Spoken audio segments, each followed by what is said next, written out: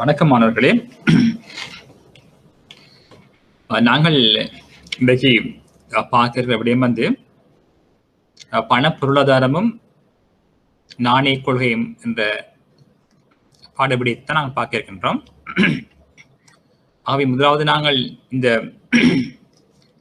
இந்த கற்கநெறியை தெரிவு செய்த மாணவர்களுக்கு வணக்கத்தையும் வாழ்த்துக்களையும் தெரிவித்துக் கொண்டு இந்த பாடம் சம்பந்தமான விடயத்தை நாங்கள் சிலவற்றை விடயங்களை முக்கியமான விடயங்களை கூறி நாங்கள் பாட விதானத்துக்கு நுழையலாம் என்று எதிர்பார்க்கின்றேன். ஆகவே எங்களுடைய பாடத்தை பொறுத்தவரை பார்த்தீங்கன்னு சொன்ன பிள்ளைகள் எங்களுடைய பண பொருளாதாரமும் நாணய கொள்கையும் தான் எங்களுடைய பாடத்தினுடைய தலைப்பாக இருக்கின்றது. ஆகவே இது வந்து பொருளியல் சம்பந்தப்பட்டதாக இருக்கும். பொருளாதாரம் மற்றும் நாணயத்துறை சம்பந்தப்பட்ட விடயங்களை தான் இது உள்ளடக்கி இருக்கு. ஆகவே இந்த பாடம் வந்து மிகவும் முக்கியமான பாடமாக கருதப்படுகின்றது. ஆகவே நீங்கள் பல்வேறுபட்ட துறைகளில் இருந்து இந்த கற்கநெறிக்கு வந்திருப்பீர்கள். ஆகவே பல்வேறுபட்ட மாணவர்கள்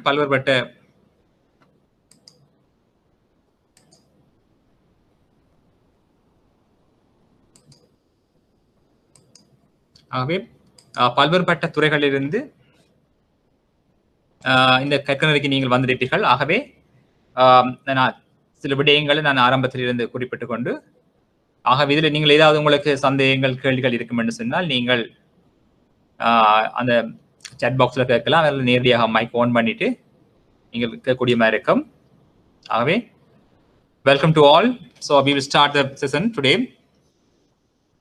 ஆகவே முதலாவது வந்து இந்த எக்கானமிக்ஸ் சம்பந்தமான விடயத்தை நான் உங்களுக்கு சுருக்கமாக சொல்லுவோம். எக்கானமிக்ஸ் உங்களுக்கு தெரியும், இந்த ஃபாதர் ஆஃப் எக்கானமிக்ஸ் சொல்லி அழைக்கப்படுபவர் வந்து, அதாவது பொருளியலின் தந்தை என்று சொல்லி அழைக்கப்படுகின்றவர் வந்து அடம் ஸ்மித் என்று சொல்லி நீங்கள் கேள்விப்பட்டிருப்பீர்கள். இந்த அடம் ஸ்மித் தான் வந்து இந்த ஃபாதர் ஆஃப் எக்கானமிக்ஸ், பொருளியலினுடைய தந்தை என்று சொல்லி அழைக்கப்படுகின்றவர். ஆகவே இந்த ஆரம்ப காலத்துல வந்து இந்த பொருளியலானது ஏனைய துறைகளுடன் இணைந்த துறையாகத்தான் காணப்பட்டது. ஆனால் அந்த அடம் ஸ்மித் என்பவர் வந்து இந்த வெல்த் ஆஃப் நேஷன் என்ற நூலை எழுதியதன் ஊடாக வந்து அந்த பொருளியலானது மிகவும் பிரபல்யம் பெற்ற துறையாக காணப்பட்டது. ஆரம்ப காலத்துல வந்து இந்த பொருளியலானது பொலிட்டிக்கல் சயின்ஸ், சோசியாலஜி மற்றும் ஏனைய துறைகளோட ஹிஸ்டரி போன்றவற்றோட இணைந்த ஒரு துறையாக தான் காணப்பட்டது. பிற்காலத்தில் வந்து இந்த வெல்த் ஆஃப் நேஷன் என்ற நூலை எழுதிய அடம் ஸ்மித் என்பவரால் வந்து இந்த பொருளியலானது மிகவும் பிரபல்யம் பெற்ற துறையாக காணப்பட்டு பொருளியலானது ஒரு தனியொரு துறையாக வந்து மிகவும் வளர்ச்சியடைந்த துறையாக காணப்படுகின்றது. ஆகவே நாங்கள் வாழ்கின்ற சூழல் வந்து எப்பொழுதுமே எங்களுடைய பொருளாதாரம் சம்பந்தப்பட்ட விடயங்களாக தான் இருக்கும். அதனாலதான் இந்த பாடத்தை வந்து நீங்கள் நடைமுறையோட தொடர்படுத்தி விளங்கிக் கொள்வதால வந்து இந்த எண்ண கருக்களை வந்து இந்த கோட்பாடுகளை வந்து இலகுல விளங்கிக் கொள்ளக்கூடியமா இருக்கும். ஆகவே நாங்கள் குறிப்பிட்ட விடயங்கள் வந்து மிகவும் கடினமாக இருக்காது. ஆகவே இதுல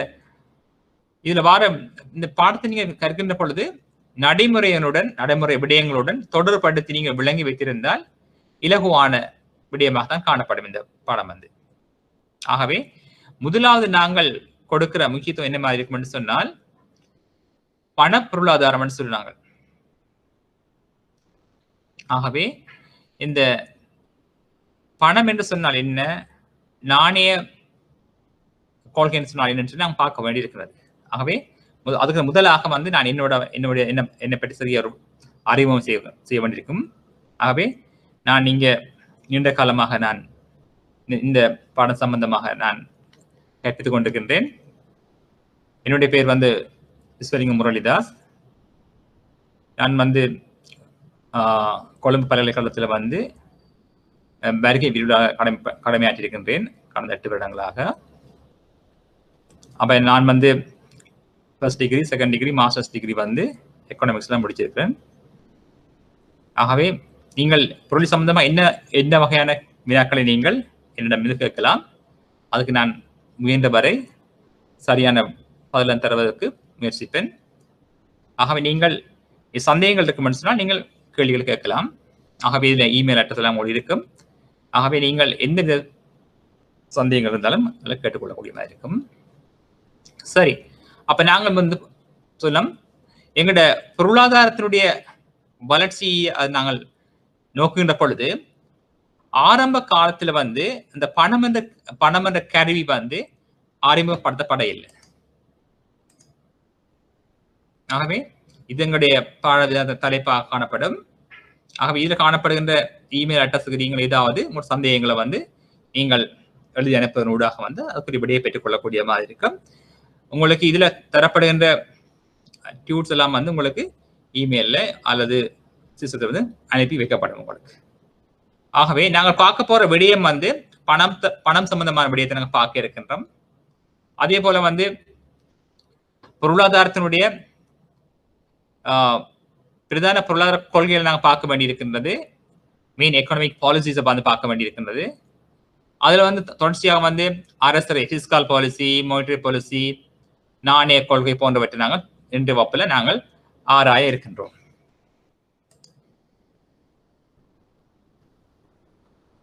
ஆகவே நீங்கள் இந்த படத்தை பார்த்தீங்கன்னு சொன்னா தெரியும் உங்களுக்கு. ஆரம்பத்துல வந்து ஆரம்ப காலத்துல காணப்பட்ட இந்த பொருளாதார முறைமை பார்த்தீங்கன்னு சொன்னால் நாங்கள் எங்களோட பொருளாதாரத்தை நாங்கள் அழைப்போம் பண்டமாற்று பொருளாதாரம் சொல்லுவாங்க, பார்ட்டர் சிஸ்டம் சொல்லுவாங்க. அதாவது பணம் என்ற கருவி அறிமுகப்படுத்தப்படுவதற்கு முன்னர் வந்து காணப்பட்ட பொருளாதாரத்தை நாங்கள் பண்டமாற்று பொருளாதாரம் என்று சொல்லி அழைக்கின்றோம். பண்டமாற்று பொருளாதாரம் என்று சொன்னால் பண்டங்களுக்கு பதிலாக பண்டங்களை கொடுத்து பரிமாற்றிக் கொள்ளுது. பண்டங்களுக்கு பதிலாக வந்து பண்டங்களையே நாங்கள் பரிமாற்றிக் கொள்ளுகின்ற பொருளாதாரத்தை நாங்கள் பண்டமாற்று பொருளாதாரம் என்று சொல்லி அழைப்போம். அதாவது பார்ட்டர் சிஸ்டம் என்று அழைப்போம். இதன் ஆரம்பத்தில் காணப்பட்ட பொருளாதாரம் உங்களுக்கு தெரியும். போட்ட பாதம் தெரியும், தி ஓன்லி பார்ட்டர் என்று போட்டுக்கிறோம் நாங்கள். அதாவது பொருட்களுக்கு பதிலாக பொருட்கள் தான் கொடுத்து பரிமாற்றப்பட்டது. பணம் என்ற கருவி வந்து அறிமுகப்படுத்தப்படவில்லை. இது ஆரம்ப காலத்துல காணப்பட்டது முறைமை. பிற்காலத்துல தான் தெரியும் வங்கிகளுடைய வளர்ச்சி, பணம் என்ற கருவி அறிமுகப்படுத்தப்பட்டது. ஆகவே இது சொல்லப்பட்டது விடயம் வந்து பண்டமாற்று பொருளாதாரம். இந்த பண்டமாற்று பொருளாதாரம் தான் பிற்காலத்துல வந்து மாற்றமடைந்து காணப்பட்டது, பண பொருளாதாரத்துக்கு மாற்றமடைந்து காணப்பட்டது.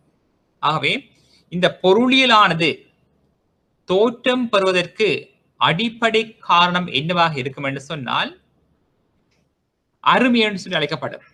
அதாவது சொல்லப்படும் ஸ்கேசிட்டி. அதாவது நாங்கள் ஏன் இந்த பொருளாதாரத்தை படிக்கிறோம்னு சொன்னால் வளங்கள் என்று சொல்லி அழைக்கப்படுகின்றது. அதாவது ரிசோர்சஸ்.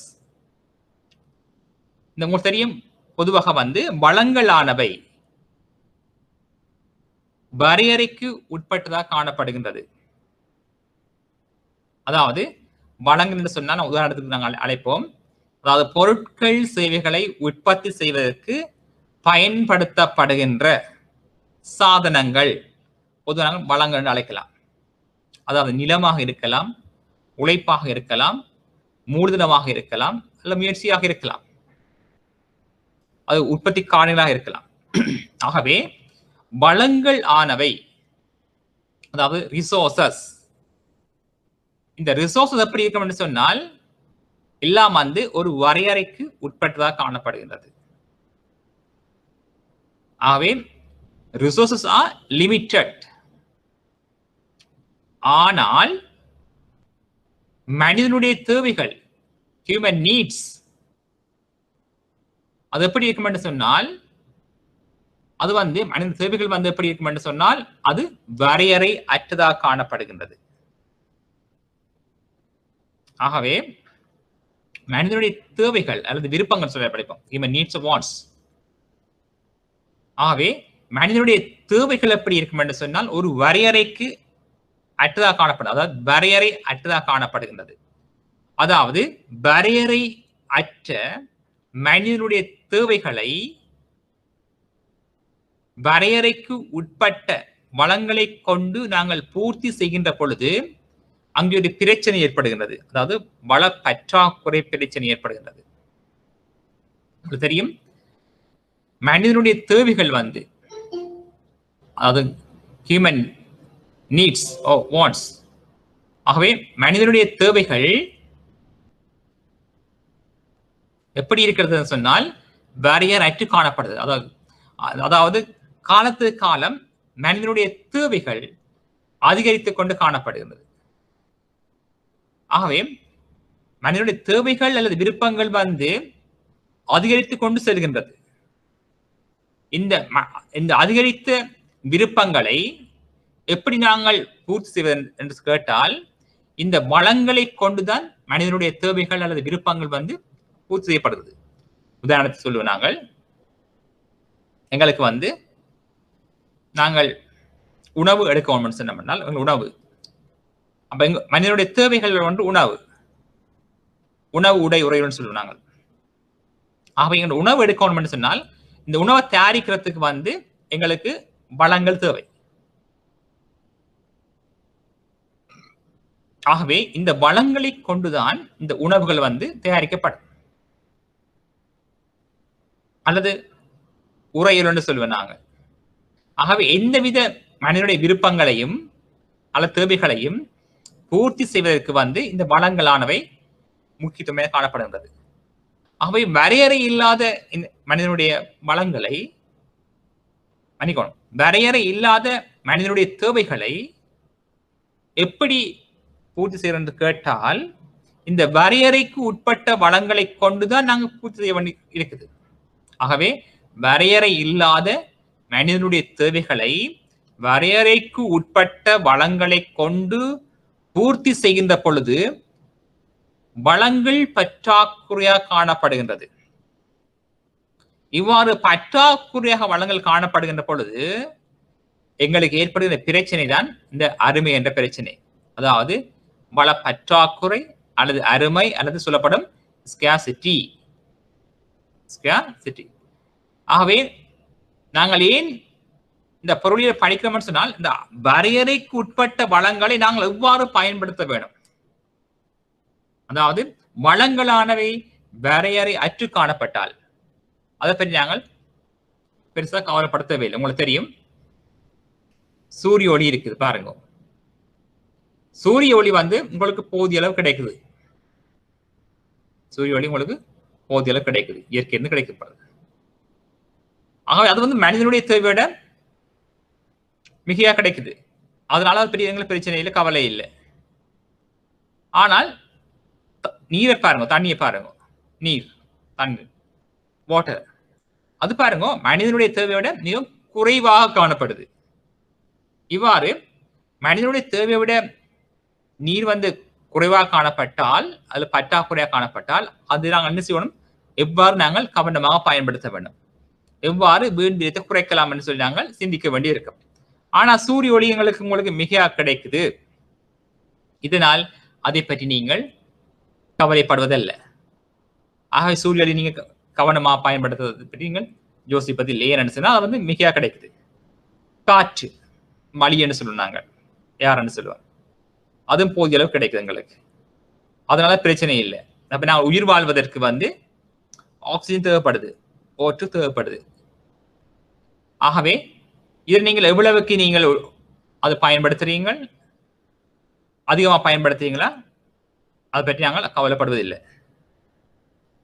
எனவே நாங்கள் எப்ப நாங்கள் அதிக கவனம் கொடுக்கிறோம் பார்த்தோம் என்றால், அதாவது வரையறைக்குட்பட்ட வளங்கள் அல்லது பற்றாக்குறையாக காணப்படுகின்ற வளங்களுக்கு நாங்கள் அதிக அளவு முக்கியத்துவம் கொடுக்க வேண்டி இருக்குது. எனவேதான் வளங்களானவை ஒரு வரையறைக்குட்பட்டு அல்லது பற்றாக்குறையாக காணப்படுகின்ற பொழுதுதான் நாங்கள் அதிக அளவு கவனம் கொடுக்க வேண்டி இருக்குது. இதனால்தான் இந்த பொருளாதாரமானது அல்ல பொருளியலானது தோற்றும்புறதுக்கு காரணம் வளங்களானவை பற்றாக்குறையாக காணப்படுவதனால் ஆகும். எனவே வளங்களானவை மிகையாக காணப்பட்டிருந்தால் பொருளியலானது தோற்றம் பெற்றது மாட்டாது.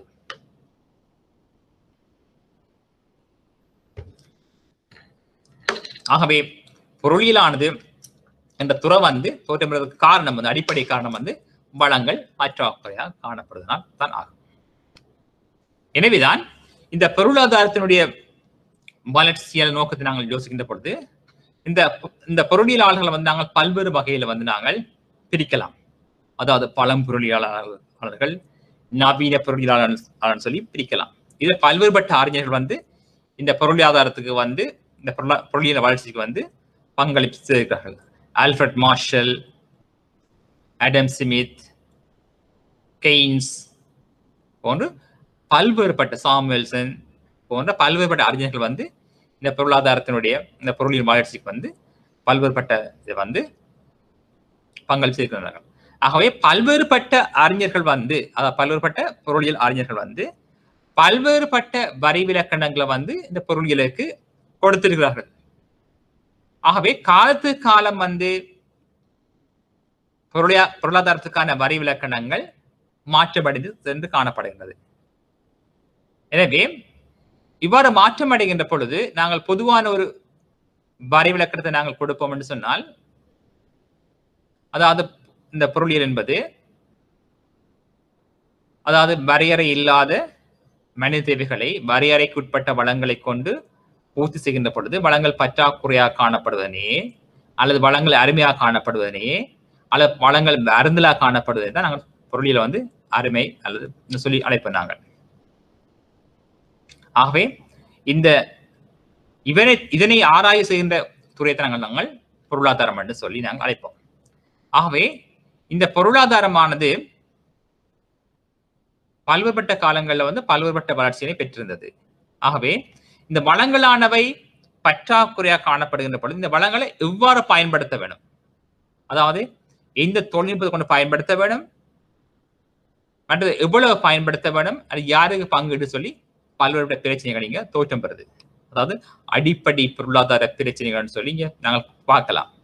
அதாவது எதனை உற்பத்தி செய்தல், எவ்வாறு உற்பத்தி செய்தல், யாருக்கு உற்பத்தி செய்தல் சொல்லி பல்வேறுபட்ட பிரச்சனைகள் இந்த பொருளியல் தோற்றம் பெறுகிறது. அதாவது ஒரு ஒரு ஒரு பொருள் ஒரு பண்டத்தை அல்லது சேவை நாங்கள் உற்பத்தி செய்கின்ற பொழுது பல்வேறுபட்ட பிரச்சனைகள் ஏற்படும். அதாவது குறிப்பிட்ட வளத்தை நாங்கள் எந்த உற்பத்தி நோக்கி ஒதுக்கீடு செய்வது. அந்த வளத்துக்கு ஒரு பண்பு இருக்குது. வளங்களானவை எல்லா வளங்களும் அனைத்து வளங்களும் எப்படி இருக்கும்னு சொன்னால், அதாவது இலவச பண்டங்கள் தவிர சூரியொளி காற்று போன்றவை தவிர அனைத்து வளங்களும் பற்றாக்குறையாக காணப்படும். இந்த பற்றாக்குறையாக காணப்படுகின்ற வளங்களுக்கு ஒரு பண்பு இருக்குது. வளங்களானவை மாற்று பயன்பாட்டை கொண்டிருக்கும். அதாவது மாற்று பயன்பாடு என்பது ஆல்டர்னேட்டிவ் யூசஸ். இந்த வளங்களானவை ஒன்றுக்கு மேற்பட்ட தேவைகளுக்கு பயன்படுத்தக்கூடியதாக காணப்படும். ஆகவே இந்த எல்லா வளங்களும் ஒன்றுக்கு மேற்பட்ட தேவைகளுக்கு பயன்படுத்தக்கூடியதாக காணப்படும். அதாவது எக்ஸ் என்ற வளத்தை நாங்கள் எடுத்தோம்னு சொன்னால் அதை கொண்டு ஏ உற்பத்தி செய்யலாம் அல்லது பி உற்பத்தி செய்யலாம். உதாரணத்தை நாங்கள் விளங்கப்படுத்துவோம். 2 ஏக்கர் காணி உங்களிடம் இருக்கும்னு சொன்னால் அதுல நீங்கள் என்ன செய்யலாம், விவசாயத்தை செய்யலாம். அல்லது அதுல ஒரு தொழிற்சாலை அமைக்கலாம். அல்லது நீங்கள் 2 ஏக்கர் காணியில நீங்கள் மிளகாய் உற்பத்தி செய்யலாம் அல்லது வெங்காய உற்பத்தி செய்யலாம். ஆகவே வளங்களானவை ஒன்றுக்கு மேற்பட்ட தேவைகளுக்கு பயன்படுத்தக்கூடியதாக காணப்படும். இவ்வாறு ஒன்றுக்கு மேற்பட்ட தேவைகளுக்கு பயன்படுத்தக்கூடிய இந்த வரையறை உள்ள வளத்தை நாங்கள் பயன்படுத்தும் போது மிகவும் அவதானமாக பயன்படுத்த வேண்டும். அதே போல இந்த பொருளாதாரத்தில் வந்து பல்வேறுபட்ட தொழில்நுட்பங்கள் பயன்படுத்தப்படும். அதாவது மூலதன சரிவான தொழில்நுட்பம் பயன்படுத்தப்படலாம், ஊழியம் சரிவான தொழில்நுட்பம் பயன்படுத்தப்படலாம், அல்லது இரண்டும் சேர்ந்தது நடுத்தர சரிவான தொழில்நுட்பங்கள் பயன்படுத்தப்படலாம். ஆகவே எந்த தொழில்நுட்பம் பயன்படுத்தப்பட வேண்டும் என்று சொல்லி நீங்கள் அறிஞ்சு வச்சுக்க வேண்டும், அல்லது தீர்மானம் எடுக்கிறது முக்கியம்.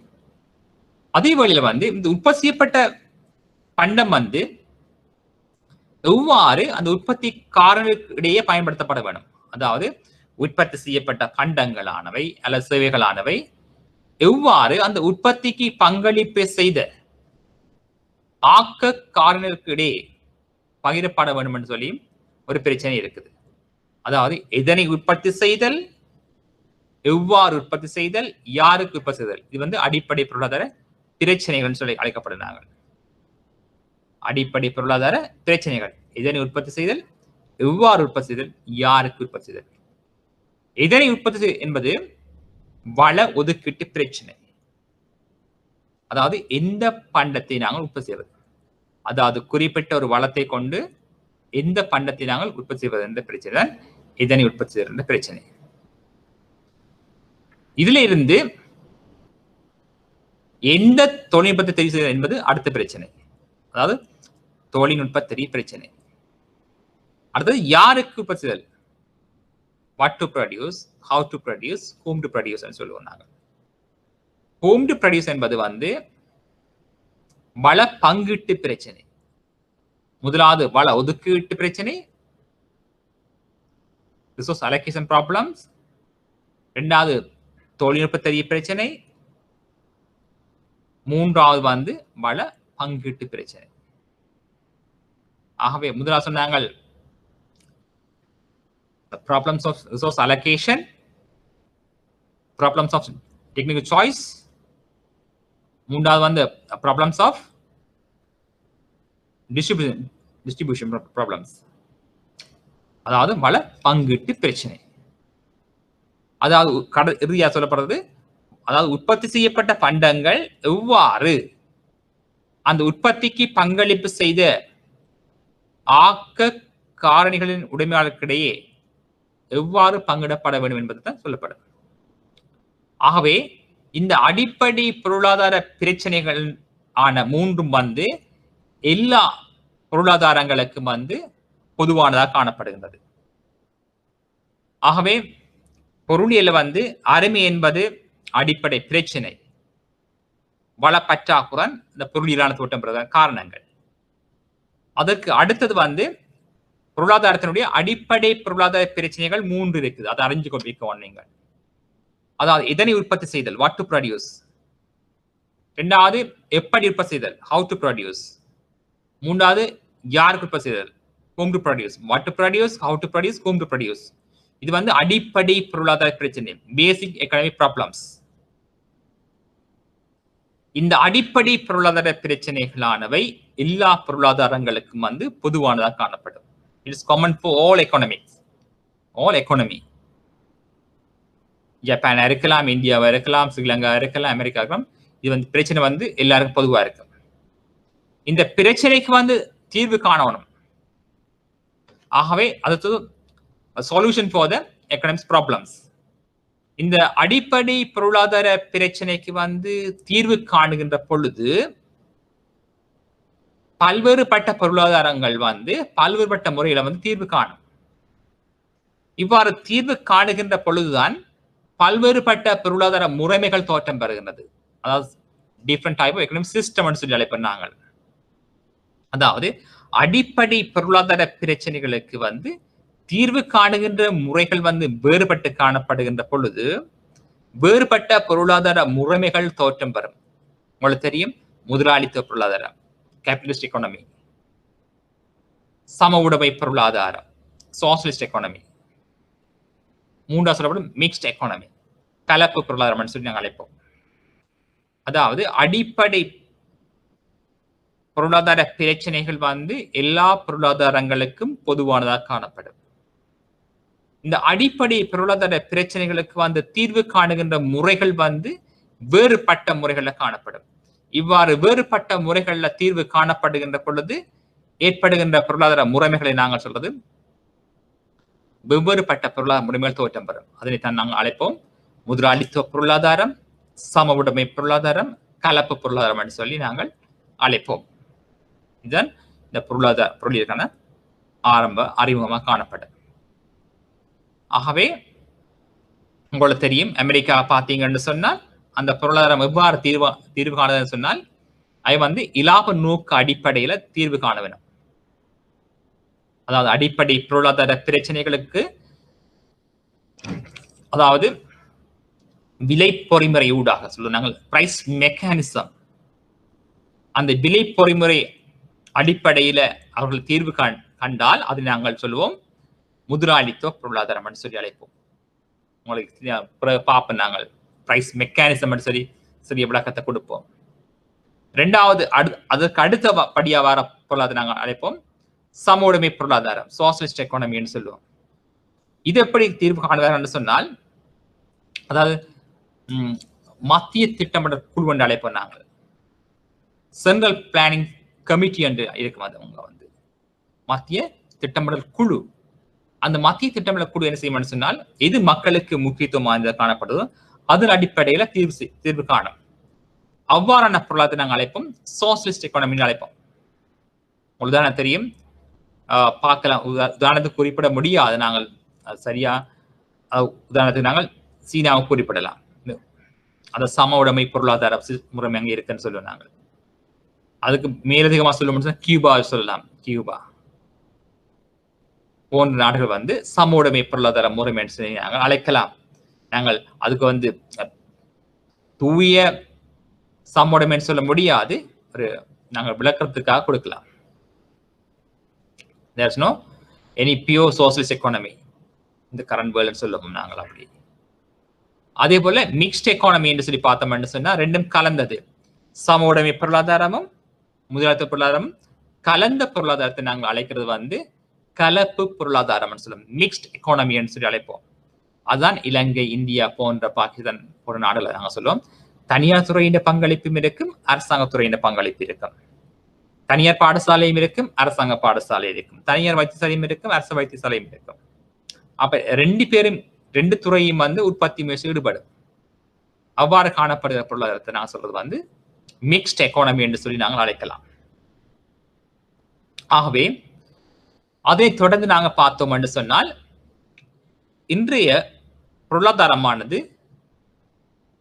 மிக வேகமாக வளர்ச்சி அடைந்து காணப்படுது. இதற்கு காரணம் என்னவென்று பார்த்தீங்கன்னு சொன்னால், பணம் தான் எங்களுடைய பொருளாதாரத்தினுடைய வளர்ச்சிக்கு வந்து முக்கியத்துவம் காணப்படுகிறது. ஆகவே பணம் என்ற கருவி அறிமுகப்படுத்தப்படுவதற்கு முன்னர் காணப்பட்ட பொருளாதாரத்தை தான் நாங்கள் சொல்லுவோம் பண்டமாற்று பொருளாதாரம் என்று சொல்லுவோம். பார்ட்டர் சிஸ்டம் என்று சொல்லி அழைப்போம்.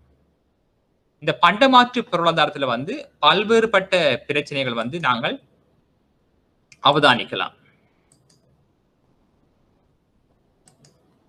ஆகவே உங்களுக்கு தெரியும், கேள்வி இங்கே இருந்து ஆரம்பிக்கும். பண்டமாற்று பொருளாதாரத்திலிருந்து கேள்விகள் உங்களை ஆரம்பிக்கலாம். ஆகவே பண்டமாற்று பொருளாதாரம் உங்களை கேட்கணும், what are meaning of barter system? What are barriers of barter system? கேள்விகள் கேட்கப்படலாம். அதாவது பண்டமாற்று பொருளாதாரம் சொன்னால் என்ன, பண்டமாற்று பொருளாதாரம் காணப்பட்ட குறைபாடுகள் என்ன சொல்லி கேள்விகள் உங்களிடம் வந்து கேட்கப்படலாம். ஆகவே பண்டமாற்று பொருளாதாரம் என்று சொன்னால் பொருட்களுக்கு பதிலாக பொருட்கள் பரிமாற்றப்பட்ட பொருளாதாரத்தை நாங்கள் சொல்லுவோம் பண்டமாற்று பொருளாதாரம். இவ்வாறு பொருட்களுக்கு பதிலாக பொருட்கள் பரிமாறப்படுகின்ற பொழுது அங்க பல்வேறுபட்ட பிரச்சனைகள் தோற்றம் பெறுகின்றது. barriers, the problems, there are a lot of problems in the barter system ன்னு சொல்லுவோம் நாங்கள். என்ன ப்ராப்ளம் சொன்னால் கவனிங்கோ, எக்ஸ் என்ற நபர் இப்ப நாங்க சொல்லுவோம் இந்த ஜண்டாண்டு போடும் இந்த கடைக்காரப்பா, இதுல உள்ளவர் வந்து இருக்கிறார், இங்க பொருட்களை வாங்க வந்தவன் விற்க வந்தவன். இவர் வந்து எக்ஸ் என்ற நபர் வந்து பொருட்களை கொடுத்து வாங்கிட்டு இருந்து பொருளை தான் வாங்குவார். உதாரணத்துக்கு வந்து எக்ஸ் ஒரு நெல் இருக்குமென்னு சொன்னால் நெல் இருக்குது, வாங்கிட்ட வந்து ஆடு இருக்குது. ஆகவே பாருங்க, இது 1 கிலோ நெல்லை கொடுத்துட்டு இவ்வளவு ஆடு வாங்கலாம் அல்லது கோழியை கொடுக்கிறது. ஆகவே இங்க பாருங்க, இங்க என்ன பிரச்சனைன்னு சொன்னால், ஒரு ஆள் வச்சிருக்க பொருள் வந்து பெறுமதி வந்து உயர்வாக காணப்படும், மற்றவருக்கு இருக்கிற பொருள் பெறுமதி வந்து குறைவாக காணப்படும். இவ்வாறு குறைந்த பெறுமதியும் உயர்ந்த பெறுமதியும் இருக்கின்ற பொழுது எவ்வாறு நாங்கள் பொருட்களை பரிமாற்றிக் கொள்வது, அது சரியான பெரிய பிரச்சனையாக காணப்பட்டது. ஆகவே பண்டமாற்று பொருளாதாரத்துல பல்வேறுபட்ட பிரச்சனைகள் தோற்றம் பெற்றது. இதனால வந்து பொருளாதாரம் கொடுக்கல் வாங்கலை மேற்கொள்வது மிகவும் கடினமாக காணப்பட்டது. ஆகவே இங்க காணப்பட்ட பிரச்சனைகளை தீர்ப்பதற்காகத்தான் இந்த பணம் என்ற கருவி வந்து மணி தோற்றம் பெற்றது. இதுதான் என்னுடைய வரலாறு. ஆகவே நாங்கள் தொடர்ந்து பார்த்தோம்னு சொன்னால், பணம் என்ற கருவி வந்து அறிமுகப்படுத்தப்படுவதற்கு முன்னர் காணப்பட்ட பொருளாதாரம் பண்டமாற்று பொருளாதாரம். இந்த பண்டமாற்று பொருளாதாரத்தை தொடர்ந்து பல்வேறுபட்ட கருவிகள் வந்து பயன்படுத்தப்பட்டது. அந்த சிற்பி, ஓடு, தங்கம் போன்ற இவ்வாறான பொருட்கள் வந்து பயன்படுத்தப்பட்டது பணம் என்ற கருவி அறிமுகப்படுத்தப்படுவதற்கு முன்னர். அதாவது பண்டமாற்று பொருளாதாரத்துக்கு பிறகு இவ்வாறான சில பொருட்கள் வந்து உலோகங்கள் எல்லாம் பயன்படுத்தப்பட்டது. அதனைத் தொடர்ந்து தான் இந்த பணம் என்ற கருவி, அதாவது நீங்க தெரியும் நடைமுறையில பயன்படுத்தப்படுகின்ற நாணயங்கள் சொல்லுவோம் பணம், இவைதான் தற்கால பணம் என்று சொல்லி அழைப்போம். அப்ப இந்த பணம் இந்த பண்பை பார்த்தீங்கன்னு சொன்னால் எல்லா மக்களாலும் வந்து ஏற்றுக்கொள்ளப்படுது. இந்த பணத்தை கொடுத்தால் எல்லா மக்களும் ஏற்றுக்கொள்வார்கள். சட்ட ரீதியானது, நம்பகத்தன்மை வாய்ந்தது, எல்லோராலும் ஏற்றுக்கொள்ளக்கூடியது, இலகுவில பிரிபடக்கூடியது. ஆகவே இதான் இந்த பணத்தினுடைய பரிணாம வளர்ச்சி. பண்டமாற்று பொருளாதாரம், அதனைத் தொடர்ந்து பல்வேறுபட்ட கருவிகள் பயன்படுத்தப்பட்டது. அதே பிறகு எங்கட பணம் என்று தற்கால பணத்தை நாங்கள் பார்க்கலாம். ஆகவே உங்களிடம் கேள்வி கேட்கப்படலாம் அப்படின்னு சொன்னால் பண்டமாற்று பொருளாதாரத்தில் காணப்பட்ட குறைபாடுகள் யாவை என்று சொல்லி கேள்வி கேட்கலாம். அவ்வாறு கேள்வி கேட்டால் அதுக்கு விடை எழுத நீங்கள் தயாராக இருக்க வேண்டும்.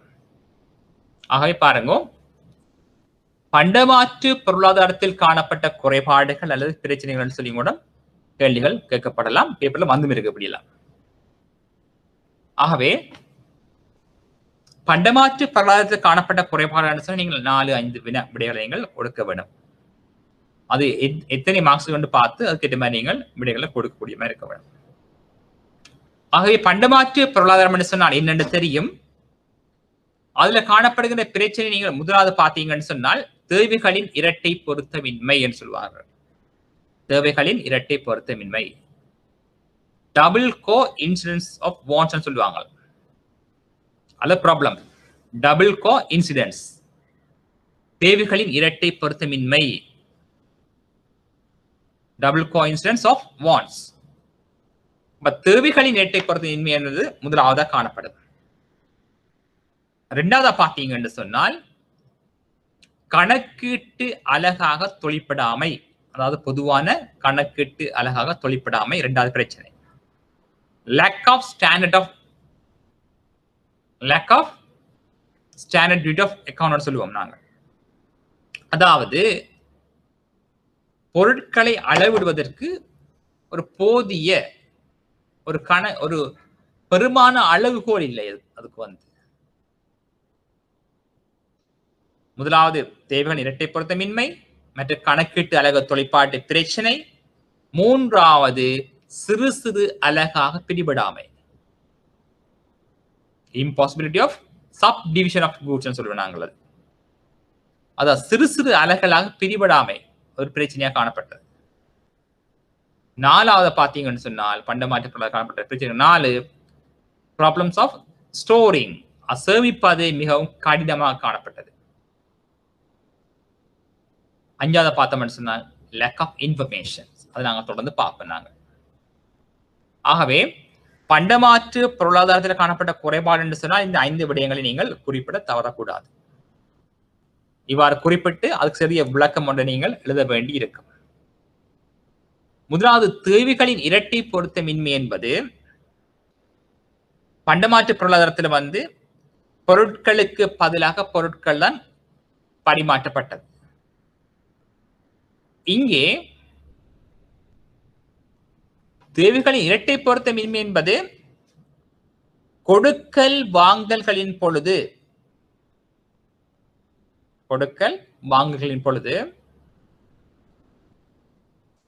குறித்த நபருக்கு வேண்டிய பொருட்கள் மற்றவரிடம் இருக்காது. அதாவது எக்ஸ்க்கு வந்து நெல் தேவைப்படும் என்று சொன்னால் அந்த பையிடம் வந்து நெல் இருக்க வேணும். ஆனா இவர்கிட்ட இருப்பது வந்து ஆடு இருக்குன்னு சொல்லுவோம் நாங்க. இங்க எக்ஸுக்கு தேவையான பொருள் பையிடம் இல்லை, ஆனா பைக்கு வேண்டியது எக்ஸிடம் இருக்குது. இவ்வாறு தேவைகளினுடைய இரட்டை பொருத்தம் இல்லா சந்தர்ப்பத்தில் வந்து பொருட்கள் சேவைகளை பரிமாற்றிக் கொள்வது மிகவும் கடினமாக காணப்பட்டது. அத கொடுக்கல் வாங்கலின் பொழுது தேவைகளினுடைய பொருத்தம் வேறுபட்டு காணப்படுது. இவ்வாறு காணப்படுகின்ற பொழுது கொடுக்கல் வாங்கலை மேற்கொள்வது மிக கடினம். இவ்வாறு கொடுக்கல் வாங்கலை மேற்கொள்ளாவிட்டால் பொருளாதாரமானது வளர்ச்சி அடைய மாட்டாது.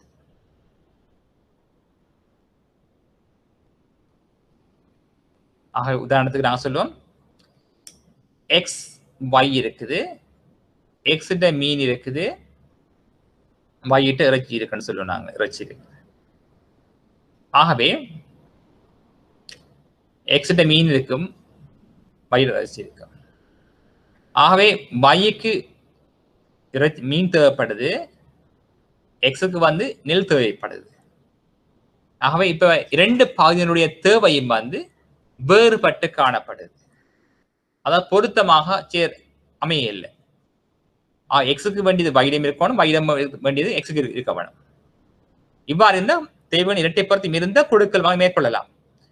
கொடுக்கல் வாங்கல் தேவைகள் இரட்டை பொருத்தம் வேறுபட்டால், முரண்பட்டால் கொடுக்கல் வாங்க மேற்கொள்வது மிக கடினமாக காணப்படும். இவ்வாறு காணப்பட்டால் எங்கள் பொருளாதாரமானது வளர்ச்சியடைய மாட்டாது. இது முதலாவது பிரச்சனை, பண்டமாற்று காணப்பட்ட பிரச்சனை.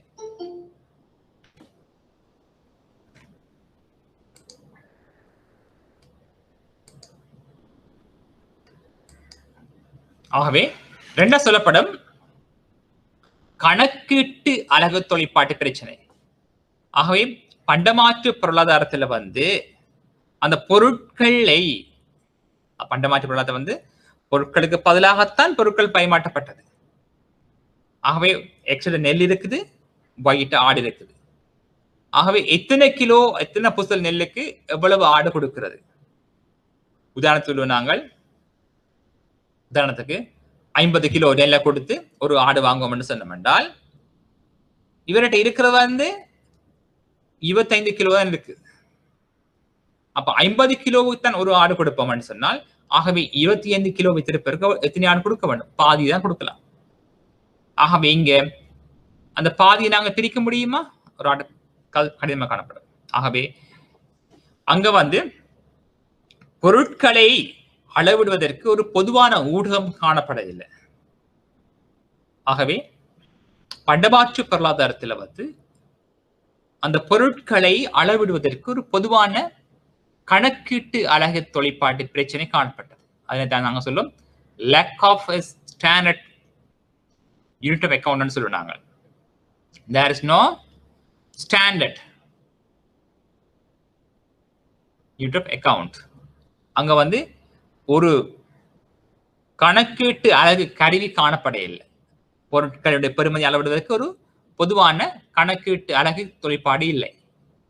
மூன்றாவது சொல்லப்படுது வந்து சிறு சிறு அலகுகளா பிரிபடாமை. அதாவது நாங்கள் தாவரங்கள், மிருகங்கள் போன்றவற்றை நாங்கள் பயன்படுத்துகின்ற பொழுது பொருட்களுடைய பெறுமதிக்கு ஏற்ற மாதிரி நாங்கள் பிரிக்க முடியாது. The problems of impossibility of subdivision. ஆகவே இது பெரிய பிரச்சனை. சிறு சிறு அலகுகளாக பிரிக்கிறது பெரிய பிரச்சனை காணப்பட்டது பண்டமாற்று பொருளாதாரத்தில்.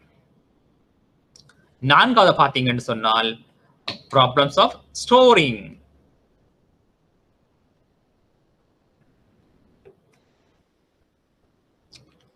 பண்டமாற்று பொருளாதாரத்தில் வந்து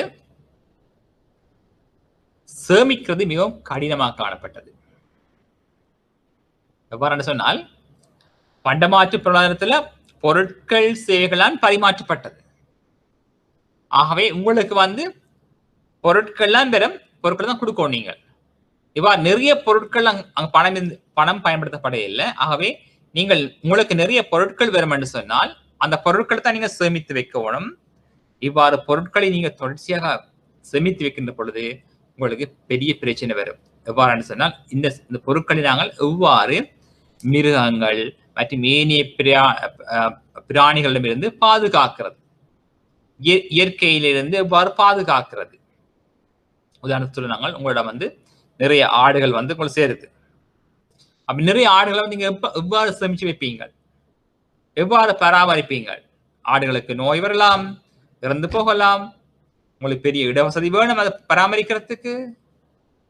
இவ்வாறு பெரிய பிரச்சனை வரும். அதே போல உங்களுக்கு நெல் சேருது, உங்களுக்கு எல்லாருமே நெல்லை கொண்டு தருவாங்க உங்களுக்கு. அதை நீங்க இவ்வாறு ஸ்டோரேஜ் பண்றது, வீட்டுல அடுக்கி வைக்கலாம். அடுக்கி வைக்கின்ற பொழுது அது பழுது அடையலாம், நனையலாம், மற்றது எறும்பு பூச்சி எல்லாம் அதை சாப்பிடும், அது காலாவதியாகும். இவ்வாறு பெரிய பிரச்சனை காணப்பட்டது பண்டமாற்று பொருளாதாரத்தில். பண்டமாற்று பொருளாதாரம் சேமிக்கிறது மிகவும் கடினமாக காணப்பட்டது. இது 4வது பிரச்சனையாக காணப்பட்டது. இறுதியாக சொல்லலாம் நாங்கள் லேக் ஆஃப் இன்ஃபர்மேஷன், போதிய தகவலின்மை. இது தகவல், இன்ஃபர்மேஷன்ஸ் இஸ் வெரி இம்பார்ட்டன்ட். என்னன்னு சொன்னால் தகவல் தான் முக்கியமானது. உங்களுக்கு தெரியும், நல்லா பாத்தீங்க, இப்ப ஸ்மார்ட் போன் இருக்குது, நீங்க பாத்தீங்க, இப்ப எல்லாரும் அப்படி ஸ்மார்ட்டா இருக்கணும். எல்லாரும் பாருங்க, இப்ப பாத்தீங்கன்னு சொன்னா வீடுகளில் இருந்து பொருட்களை கொள்வன் செய்யக்கூடிய மாதிரி இருக்கும். ஆக அது கொள்வன் செய்யறது என்ன வேணும்னு சொன்னா உங்களுக்கு போதிய அளவு தகவல் வேணும். என்ன பொருள் எங்கே இருக்குன்னு அறிஞ்சு கொள்ள வேணும். உதாரணத்துக்கு பாருங்க, இப்ப நீங்க நுகர்வோனுக்கு நல்ல அறிவு இருக்கும், பொருள் தொடர்பாக அறிவு இருக்கும், என்ன பொருளை எங்கு வாங்கலாம் என்று சொல்லி அறிவு இருக்கும். உதாரணத்துக்கு பாருங்க, நீங்கள் நகை வாங்க போறீங்கன்னு சொன்னோம்னால், கொழும்பில் இருக்கிற மக்கள் நகை வாங்கணும்னு சொன்னால் எங்க போகணும்? கொழும்பில் இருக்கிறார்கள் சி ஸ்ட்ரீட் தான் போகணும். நகை வாங்குறேன்னு சொன்னால் அங்கதான் மார்க்கெட், அதாவது கோல்ட் மார்க்கெட் அல்லது தங்கங்களுக்கான சிறப்பு தேர்ச்சி பெற்ற இடம். அது தங்க வியாபாரம் நடைபெறும் இடம் சி ஸ்ட்ரீட். அதே போல புடவை என்று சொல்லி பார்த்தால் நீங்க போக வேண்டியது மெயின் ஸ்ட்ரீட் போகணும் நீங்கள். ஆகவே அதாவது என்ன பொருளை எங்க வாங்கணும் என்று சொல்லி நுகர்வோனுக்கு அறிவு இருக்க வேணும். அதை விட்டுட்டு நீங்கள் சந்தை பற்றிய அறிவு இல்லாமல் இருந்தால் நகை வாங்குறதுக்காக நீங்க மெயின் ஸ்ட்ரீட்ல போய் தேட முடியாது. கொழும்புல போய் மெயின் ஸ்ட்ரீட் பக்கம் போனா நகை வாங்க இயலாது. அதே போல டேம் ஸ்ட்ரீட் பக்கம் போனீங்கன்னாலும் நகை வாங்க இயலாது. ஆகவே உங்களுக்கு தெரியணும், நகை வாங்கணும்னா எங்க போகணும், இரும்பு பொருள் வாங்கணும்னா எங்க போகணும்னு சொல்லி அறிஞ்சிருக்க வேணும். உங்களுக்கு தெரியும், ஸ்டேஷனரிஸ் சொல்லுங்க, அதாவது காகிதாதிகள் வாங்கணும்னா கொழும்பு எங்க போகணும்னா உங்களுக்கு தெரியும், மெலிமன் ஸ்ட்ரீட் ஃபேமஸ். அதே போல யாழ்ப்பாணத்தில் என்ன சொன்னால் நகை வாங்கணும்னு சொன்னா எங்க போவீங்க? கஸ்தூரியா ரோடு போகணும் வாங்குறேன்டா, கஸ்தூரியா ரோடு. அப்படி ஒவ்வொரு பொருட்களுக்கும் ஒவ்வொரு இடம் இருக்குது. உங்களுக்கு தெரியும், மீன் வாங்க வேணும்னு சொன்னால் எங்க போகணும்? மாலுக்கடைன்னு சொல்லி இடம் இருக்குது, மாலுக்கடை போகணும். மரக்கறி வாங்கணும்னு சொல்லி தெரியும், மினிங் மார்க்கெட்னு சொல்லி ஒரு இடம் இருக்குது, பாலியக்கொடியில் இருக்குது. அது அதாவது பொருட்கள் தொடர்பாக நுகர்வோனுக்கு பூரண அறிவு இருக்குன்னு சொல்லி நாங்கள் எடுகோலன் எடுக்கிறோம் நாங்கள் அசம்சன். ஆனால் பண்டமாற்று பொருளாதாரத்துல இவ்வாறான தகவல்கள் போதிய அளவு இருக்காது. இவைதான் பண்டமாற்று பொருளாதாரம் காணப்பட்ட குறைபாடுகள்.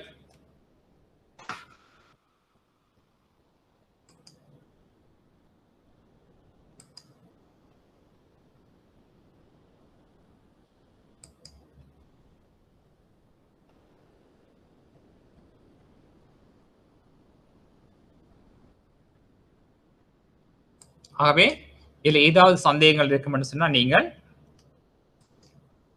கேட்கலாம்.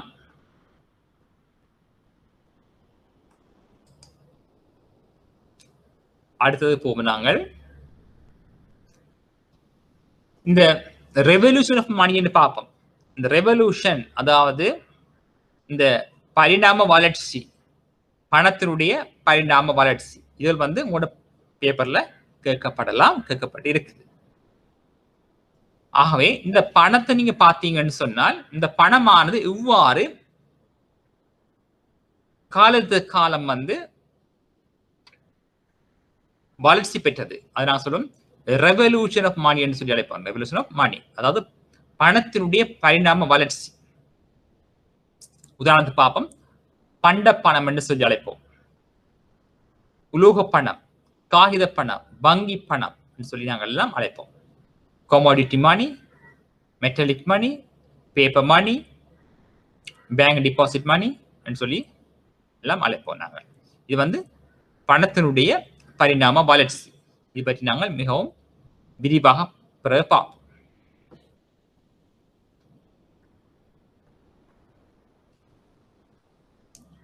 இது வந்து முக்கியமான ஒரு விடயம். பணத்தினுடைய தொழிற்பாடுகள் சொல்லி பேப்பர்ல கேட்டிருக்கலாம். ஃபங்க்ஷன்ஸ் ஆஃப் மணி நீங்கள் கடந்த கால வினாப்பத்திரங்கள்ல எடுத்து ஒப்பிட்டு நீங்க பார்க்கலாம். அப்ப தெரியும் உங்களுக்கு என்ன மாதிரி கேள்விகள் வந்திருக்குது, என்ன மாதிரி நீங்கள் உங்களை தயார்படுத்த வேண்டும்னு சொல்லி நீங்கள் பார்க்கலாம். ஆகவே பல்வேறுபட்ட துறைகளில் இருந்து நீங்க இந்த பாடத்தை தொடர்ந்திருப்பீங்க. ஆகவே பல்வேறுபட்ட அறிவு இருக்கு உங்களுக்கு, பின்னணியை கொண்டிருப்பீர்கள். அதாவது சயின்ஸ்ல இருந்து வந்திருப்பீங்க, மேத்ஸ் வந்திருப்பீங்க, காமர்ஸ் ஆர்ட்ஸ் வந்திருப்பீங்க. ஆகவே வங்கி துறையில் வேலை செய்வீங்கள். ஆகவே பல்வேறுபட்ட மாணவர்களும் வந்து விளங்கிக் கொள்ளக்கூடிய வகையில வந்து நாங்கள் இந்த பாடத்தை நாங்கள் வடிவமைத்திருக்கிறோம். ஆகவே நவீன தொழிற்சந்தையில வந்து நீங்கள் வெற்றி பெறுவதற்காகத்தான் இந்த பாடத்திட்டங்கள் வந்து ஒழுங்கமைக்கப்பட்டிருக்குது. ஆகவே நீங்கள் நவீன முறையில் ஸ்மார்ட்டா இருக்க வேண்டும். ஆகவே சம்பந்தம் நீங்க மேலதிகமாக இணையதளங்களை பார்க்கலாம். ஆகவே நாங்கள் எப்பொழுதும் வந்து தமிழ் மொழியை நாங்கள் படிப்பிக்கிறோம். அதே வழி உங்களுக்கு ஆங்கிலத்தில் வந்து சிறிய சிறிய விளக்கங்களை சொல்லுவோம். அந்த பதங்களை பயன்படுத்தும். ஏன்னா உங்களுக்கு இலவில் விளங்கிக் கொள்ளலாம். இதை நீங்க மேலதிகமாக போய் இணையதளத்தை போய் இங்க பார்க்கலாம். நீங்கள் you are smarter than early நீங்க கடந்த கால மாணவர்களை விட நீங்கள் மிகவும் சிறப்பான மாணவர்களாக இருப்பீங்க. நீங்கள் வசதிகள் இருக்குது படிக்கிறதுக்கு போயெல்லாம். ஆகவே இதெல்லாம் வந்து ரிவல்யூஷன், தொழில்நுட்ப புரட்சி. ஆகவே ஒரு கதவு மூட இன்னும் கதவு திறக்குது. ஆகவே இந்த லாக்டவுன் சொன்னா இன்னும் நீங்கள் இன்னும் ஸ்மார்ட்டா வந்துட்டீங்க. ஆகவே இந்த பிரச்சனைகள்லாம் எங்களோட வெற்றிக்கு அறிகுறியா இருக்கணும். ஆகவே இதுல பாத்தீங்கன்னு சொன்னா இந்த பணத்தினுடைய தொழிற்பாடுகள் சொல்லி கூட கேட்கலாம். உங்களுக்கு தெரியும் பண்டமாற்று பொருளாதாரத்தில் காணப்பட்ட குறைபாடுகள் சொல்லி கேள்விப்பட்டீங்க.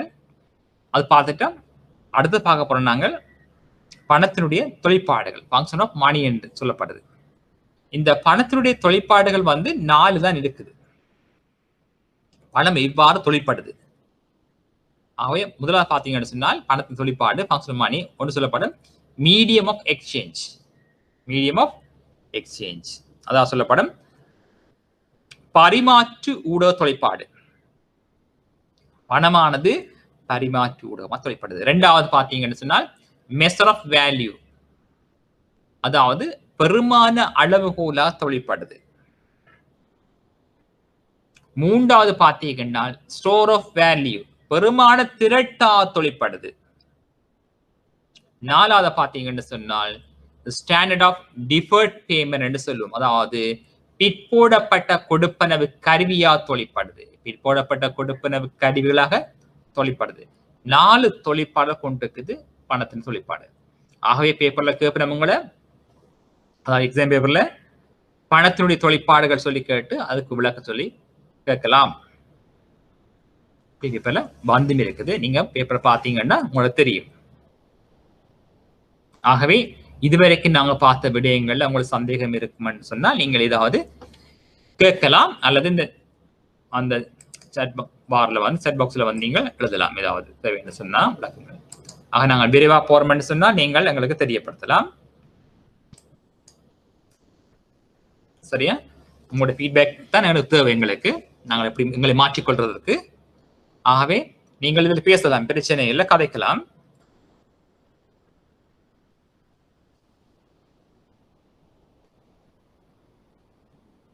சரி, பணத்தினுடைய தொழிற்பாடுகள் சொல்லி அழைக்கிறோம்.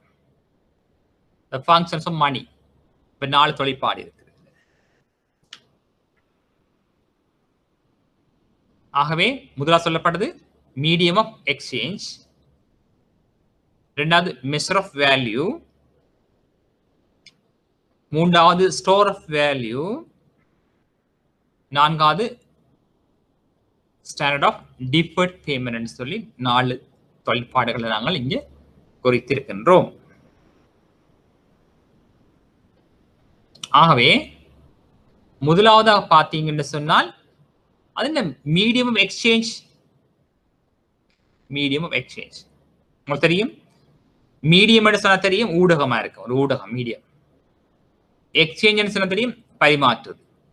பணத்தை பார்த்தீங்கன்னு சொன்னால் money is a medium of exchange. அதாவது பணமானது அது பண்டமாற்று பொருளாதாரத்தில் காணப்பட்ட குறைபாடுகளை நிவர்த்தி செய்வதற்காக பயன்படுத்தப்பட்ட சாதனம் தான் பணம். இந்த பணமானது பண்டமாற்று பொருளாதாரத்தில் காணப்பட்ட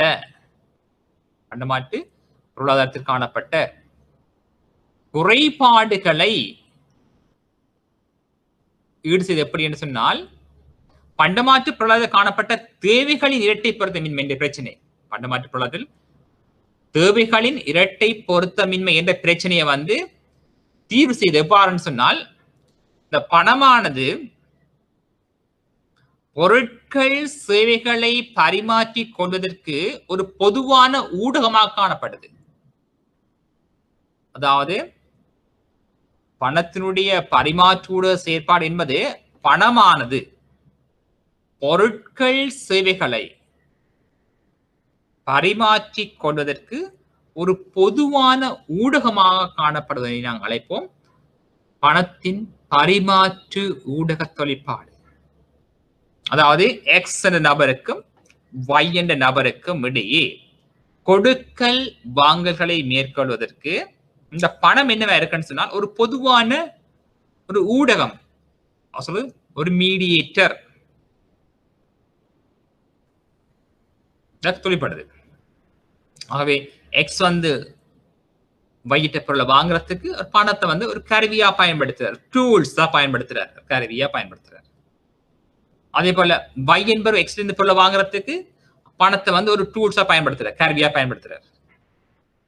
it's call medium of exchange, பணத்தின் பரிமாற்று ஊடக தொழிற்பாடு. ஆகவே பண்டமாற்று பொருளாதாரத்தில் காணப்பட்ட தேவைகளின் இரட்டை பொருத்தமின்மை என்ற பிரச்சனை தீர்ப்பதற்காக பணமானது கொடுக்கல் வாங்கலை மேற்கொள்வதற்கு ஒரு பொதுவான ஒரு ஊடகமாக காணப்படுவதை நாங்கள் அழைப்போம் பணத்தினுடைய பரிமாற்று ஊடக தொழிற்பாடு. உங்களுக்கு தெரியும் மீடியம் சொல்லி கேள்விப்பட்டிருப்பீங்க, மீடியேட்டர். மீடியம் சொன்னா என்ன சொல்ற மீடியம். நாங்கள் உங்களுடன் தொடர்பு கொள்றதுக்கு ஒரு ஊடகத்தை பயன்படுத்துறாங்க. ஒலியை பயன்படுத்தலாம், சரியா, அது சவுண்டை பயன்படுத்துறாங்க. ஆகவே நான் உங்களுடன் தொடர்பு கொள்வதற்கு ஒரு கருவியை பயன்படுத்துறேன், இணைய வழி ஊடாக நான் உங்களை தொடர்பு கொள்கிறேன், அது மீடியம். ஆகவே இணையம் ஒரு ஃபெசிலிட்டா காணப்படுது. அதே போலதான் பொருட்கள் சேவைகளை பரிமாற்றிக் கொள்வதற்கு இந்த பணம் ஒரு ஊடகமாக ஒரு கருவியாக செயற்படுகின்றது. நீங்க இதனை தெளிவாக விளங்கி வச்சிருங்கோ, இலகுவான விடயம்.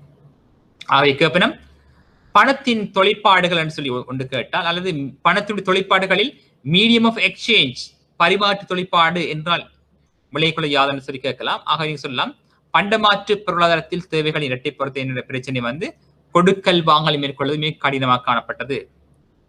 பணமானது பொருட்கள் சேவைகளை பரிமாற்றிக் கொள்வதற்கு ஒரு பொதுவான ஊடகமாக செயற்படுவதனை பணத்தின் பரிமாற்று ஊடக தொழிற்பாடு என்று சொல்லி அழைக்கலாம். Medium of exchange. ஆகவே நீங்கள் அந்த கேள்வியிலிருந்து நீங்க விடையை கொடுக்கக்கூடியதா இருக்காது, கடினமானதா இருக்காது. ஆகவே மிகவும் தெளிவாக விளங்கி வையுங்கோ. மற்றது நடைமுறையுடன் தொடர்படுத்தி நீங்க விளங்கி வச்சிருந்தால் இதெல்லாம் இலகுவான விடயம். ஆகவே நாங்கள் படிப்பித்த விடயங்கள் தான் உங்களுக்கு அநேகமா பேப்பர்ல வரும், அதோட நடைமுறை விடயங்கள் சம்பந்தமாகவும் வரும். ஆகவே இது பெரிய கடினமாக இருக்காது. இலகுல நீங்கள் சிறந்த பெறுபவர்களை பெற்றுக்கொள்ளலாம். கடந்த மாணவர்களுடைய பெறுபவரை பார்த்தீங்கன்னு சொன்னால் நன்றாக இருக்கின்றது. ஆகவே விளங்கி வையுங்க. உங்களுக்கு தெளிவு தேவை என்று சொன்னால் நீங்கள் மிருதியமாக கேட்கலாம். வேறு பிரச்சனை ஒன்றும் இல்லை. எல்லாம் நீங்க பெரிய ஆக்களா இருப்பீங்கள், வேறு நிறுவனங்கள் வேலை செய்வீங்கள், வேறு துறைகளிலிருந்து படிச்சு கொண்டிருப்பீங்கள், படிச்சிருப்பீங்கள். ஆகவே கேள்விகள் கேட்கலாம், பிரச்சனை இல்லை.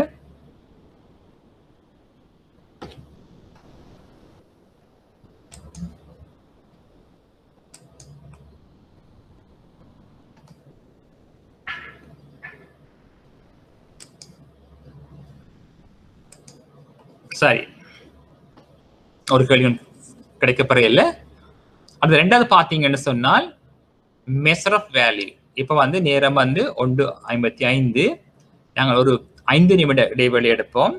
அப்போ நீங்கள் உங்களுக்கு ஏதாவது தண்ணி குடிக்கணுமே செய்யணும்னு சொன்னால் ஒரு 5 minutes பிரேக் எடுப்போம். நாங்கள் இப்போ நாங்கள் 2 மணிக்கு மீண்டும் சந்திப்போம். It's small break. Okay, 5 minutes break எடுப்போம் நாங்கள். தேங்க்யூ. See you again. 2 மணிக்கு சந்திப்போம்.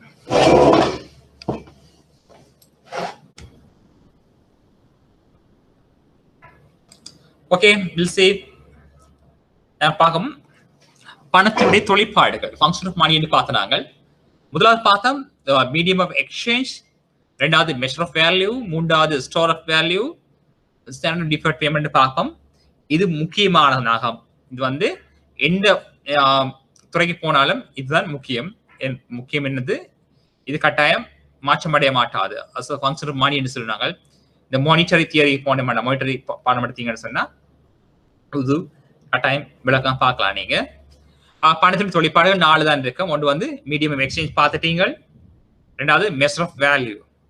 மெஷர் ஆஃப் வேல்யூன்னு சொன்னால் நாங்கள் பொருட்கள் சேவைகளை பரிமாற்றிக் கொள்ளுகின்ற பொழுது பண்டமாற்று பொருளாதாரத்தில் வந்து அது ஒப்பிடணும். நீங்கள் பண்டமாற்று பொருளாதாரத்தில் வந்து பொருட்கள் சேவைகளை நாங்கள் பரிமாற்றிக் கொள்கின்ற பொழுது பொருட்களை அளவிடுவதற்கு ஒரு பொதுவான ஊடகம் காணப்பட இல்லை.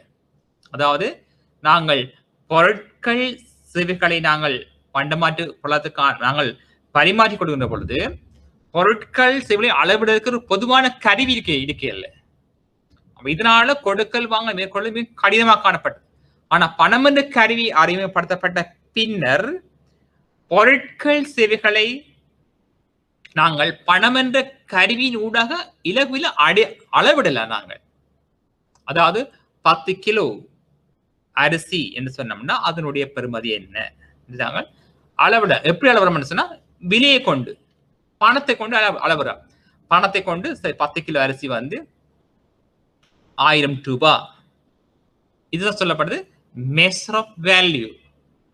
பொருட்கள் சேவைகளை நாங்கள் பணத்தினூடாக இலகுவில அளவிடலாம். அப்ப இங்கால பார்த்தோம்னு சொன்னா 2 கிலோ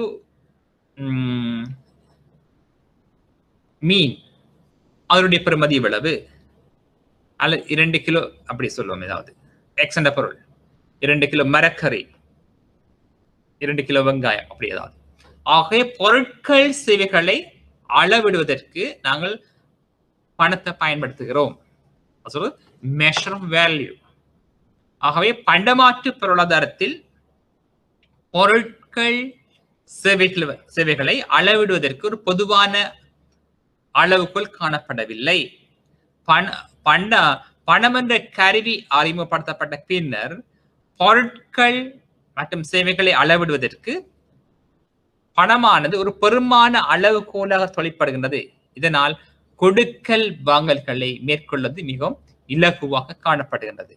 இதனால் எமது கொடுக்கல் வாங்கல்கள் அதிகமாக ஏற்படுகின்ற பொழுது பொருளாதாரமானது வளர்ச்சி அடைகின்றது.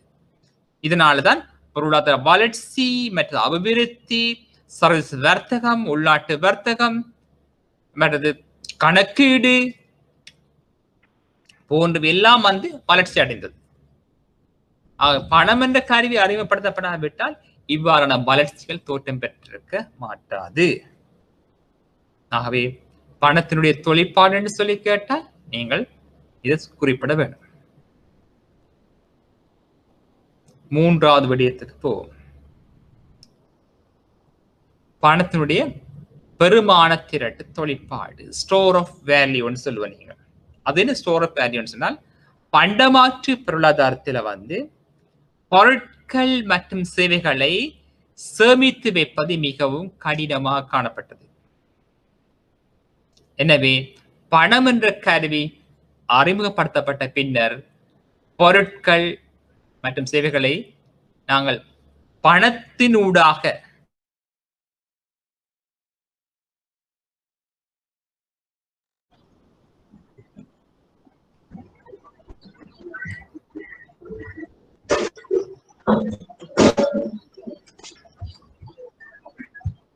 இது பாருங்க, ஸ்லைட்ஸ் விளங்குதா?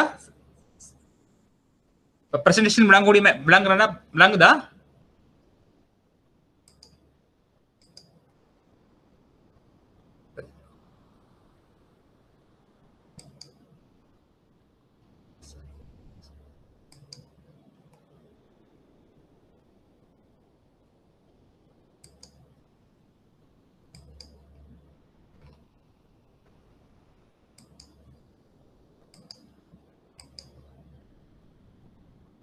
பிரசன்டேஷன் பாக்கோடி மேல பாருங்க, விளங்குதா? பிரசன்டேஷன் தெரியுதா?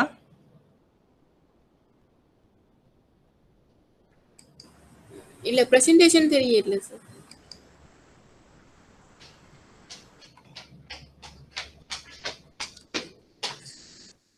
சரி, கேக்குறேன்.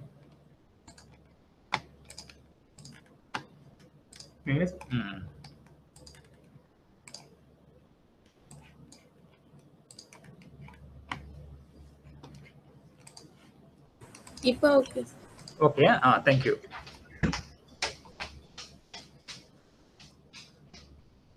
Sound okay? Okay good. Okay சரி, thank you.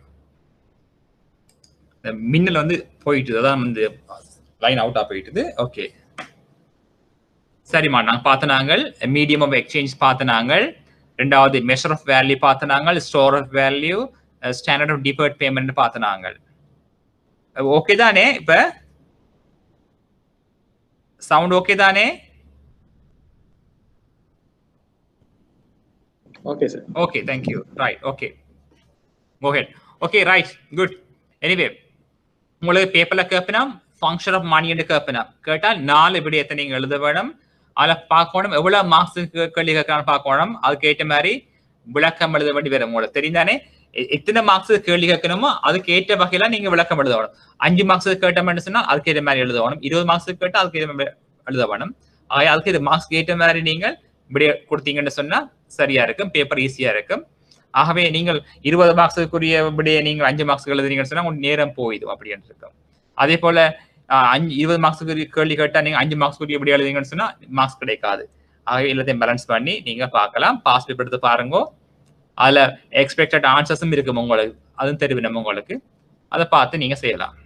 ஆகவே நீங்கள் இன்னைக்குதான் ஆகவே ஸ்டார்ட்ல இருந்து நீங்கள் மிஸ் பண்ணாமல் ஸ்லைட்ஸை பார்த்தீங்கன்னு சொன்னா ஓகேயா இருக்கும்.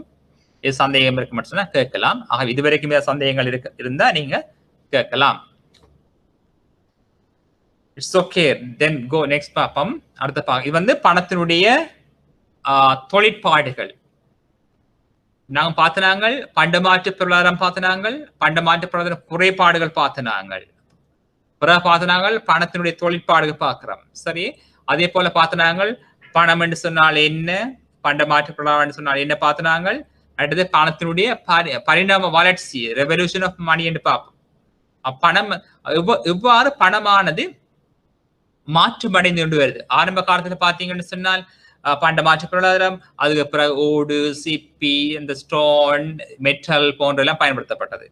அதெல்லாம் வந்து இந்த பணம் வந்து மாற்றம் அடைஞ்சு வருது. பிறகு பாத்தீங்கன்னு சொன்னால் தாள் உலோக நாணயங்கள், நோட் அண்ட் கரன்சிஸ் அதெல்லாம் பயன்படுத்தப்பட்டது. பிறகு பாத்தீங்கன்னு சொன்னால் அந்த பேங்க் மணி என்று சொல்லுவோம் நாங்கள், வங்கி பணம் என்று சொல்லி தோற்றம் பெற்றிருக்குது. இப்ப பாத்தீங்கன்னு சொன்னா பண பதிலீடுகள், மணி சப்ஸ்டிடியூட் பார்ப்போம் நாங்கள். மணி சப்ஸ்டிடியூட், பணத்துக்கு பதிலாக பல்வேறுபட்ட அட்டைகள் பயன்படுத்தப்படுது. அதனால பண பதிலீடு என்று அழைப்போம். பண பதிலீடு, பணத்துக்கு பதிலாக பயன்படுத்தப்படுறது சாதனங்கள். இது இலத்திரனிய சாதனங்கள் ஊடாக, கணனிகள் போன்றவற்றின் ஊடாக பயன்படுத்தப்படுது. இப்ப பாத்தீங்கன்னு சொன்னால் நீங்க பாப்பீங்க, அந்த எப்படி சொல்லுவோம், அதை நாங்கள் அழைப்போம்.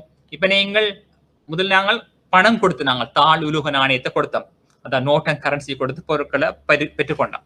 அதுக்கு பிறகு பயன்படுத்தினீங்கள் பண பதிலீடு பயன்படுத்தினீங்க, பண பதிலீடு, மணி, அந்த மணி சப்ஸ்டிடியூட்ஸ். அந்த பண பதிலீடு பிறகு அது என்ன, காசு இல்லாம நீங்கள் கடன் அட்டை, டெபிட் கார்டு, கிரெடிட் கார்டை பயன்படுத்தினீங்க. இப்ப அதையும் தாண்டி அந்த காட்டும் தேவையில்லை. இப்ப நீங்க இணையத்தின் ஊடாக நீங்கள் கொடுக்கல் வாங்க மேற்கொள்றீங்க, அங்க கார்டு பயன்படுத்துறது இல்லை. ஆகவே இதெல்லாம் இந்த இது பணத்தில் ஏற்பட்ட பரிணாம வளர்ச்சி. முதல்ல சொன்னா கார்டு கொடுத்து காசு கொடுத்தோம்னு சொன்னா அதுக்கு பிறகு மீதி காசு வாங்க வேணும். இப்ப நாங்க சொல்லும் 4850 ரூபா கொடுத்தீங்கன்னு சொன்னா நீங்க என்ன செய்வோம், அதான் பில்லண்டா 5000 கொடுத்துருப்பீங்க, கொடுத்து போட்டு அதுக்கு மீதி பணத்தை வாங்க வேண்டி வரும். ஆகவே அதுக்கு நிறைய டைம் எடுத்திருக்கும்னு சொல்லுவோம், நாங்கள் அதுக்கெல்லாம் நேரம் எடுத்திருக்கோம். இப்ப அது தாண்டி நீங்கள் காட்டை கொடுத்தீங்கன்னு சொன்னால் அதுக்கு உரிய காசை மட்டும்தான் விட்டு விடும். அதுவும் போக இப்ப நீங்கள் இணையதளத்தின் ஊடாக நீங்க பொருட்களை வாங்க வலிக்கிறீங்க, அதுல நீங்க சரியான தொகையை தான் கொடுப்பீங்க, அங்க காட்டை யூஸ் பண்ண மாட்டீங்க, உங்களோட பின் நம்பர்ஸை போட்டு எடுக்கும். அது அப்ப இதெல்லாம் எங்களோட தொழில்நுட்ப வளர்ச்சியால இந்த பணத்தின் இந்த பரிணாம வளர்ச்சியில மாற்றம் இடம்பெற்றிருக்குது. விரைவாக போகுது. இப்ப நாங்கள் கொடுக்கல் வாங்கல மிகவும் விரைவுபடுத்துறோம் நாங்கள். இதனால என்ன செய்யணும்னு சொன்னா எங்களோட உள்நாட்டு வெளிநாட்டு சர்வீஸ் வர்த்தகம் வளர்ச்சி அடையுது. இதனால எங்களோட பொருளாதார வளர்ச்சியும் அதிகரிக்குது. இப்ப இணையத்தினூடான கொடுக்கல் வாங்கல் கடந்த காலங்கள்ல மிகவும் பாரிய அளவுல வளர்ச்சி அடைந்தது. அதுக்கு தொழில்நுட்ப அறிவும் தான் முக்கியமான காரணமும், மற்றது இந்த முடக்க நிலைமையின் தான் அதன் காரணம். முடக்க நிலைமை காரணமாகத்தான் இந்த இணையத்தின் ஊடாக கொடுக்கல் வாங்கல் மிகவும் பாரிய அளவில் அதிகரித்திருக்குது. இதனால இணைய மூலமான கொடுக்கல் வாங்க நிறுவனங்கள் பாரிய அளவு வருமானத்தை இலாபத்தை உழைத்திருக்குது. இது மிக முக்கியமான விடயம். எல்லாரும் சொல்றது நட்டம்னு சொல்றாங்க. ஆனா சில நிறுவனங்கள் இணைய மூலமான வியாபார நிறுவனங்கள் மிகவும் லாபகரத்துல செயற்பட்டிருக்கிறது. உங்களுக்கு தெரியும், அலிபாபா, அமேசான் போன்ற பிரபல்யமான நிறுவனங்கள் மிகவும் இலாபத்தை அனுபவிச்சிருக்குது. அதே போல இணையதள வழங்குற நிறுவனங்கள் கூட, தொலைத்தொடர்பு நிறுவனங்கள் கூட நிறைய இலாபத்தை இந்த காலத்துல உழைத்திருக்கிறோம். இந்த ரெவல்யூஷன் மாற்றங்கள் இடம்பெற்றுக் கொண்டிருக்கும். நாங்கள் அதுக்கிட்ட மாதிரி மாற வேண்டும். அதுக்கிட்ட மாதிரி சரி. அதே போல பாருங்க, ஃபங்க்ஷன் மணி முடிஞ்சு. இங்க பார்க்க போறோம் இனித்தான் நாங்க முக்கியமான பாடத்துக்கு இறங்க போறோம். மானிட்டரி பாலிசி என்று பார்க்க போறோம். இப்ப பொருளியல பாத்தீங்கன்னு சொன்னால், எக்கனாமிக்ஸ்ல பாத்தீங்கன்னு சொன்னா there are major economic objectives. There are two major policies in the economics சொல்லுவாங்க. பொருளாதாரத்துல இரண்டு கொள்கைகள் இருக்குது. There are two major policies in the economics. ஒன்று சொல்லுவேன் நாங்கள், ஒன்று பார்த்து விளங்குது உங்களுக்கு, மானிட்டரி பாலிசி என்று பார்ப்போம். இன்னும் ஒன்று சொல்ல முடிஞ்சா சொல்லுங்க பார்ப்போம். What are the major economic policies in the economics? அதாவது பொருளியல காணப்படுகிற இரண்டு பிரதான கொள்கைகள் சொல்லி அழைக்கலாம். ஒன்று சொல்லப்பட்டது மானிட்டரி பாலிசி. இன்னொரு பாலிசி சொல்லுங்க பார்ப்போம் முடிஞ்சா. நீங்க ஃப்ரீயா கதைக்கலாம், பேசலாம், டைப் பண்ணலாம், பிரச்சனை இருக்காது. நான் சொல்லப்படுறேன்.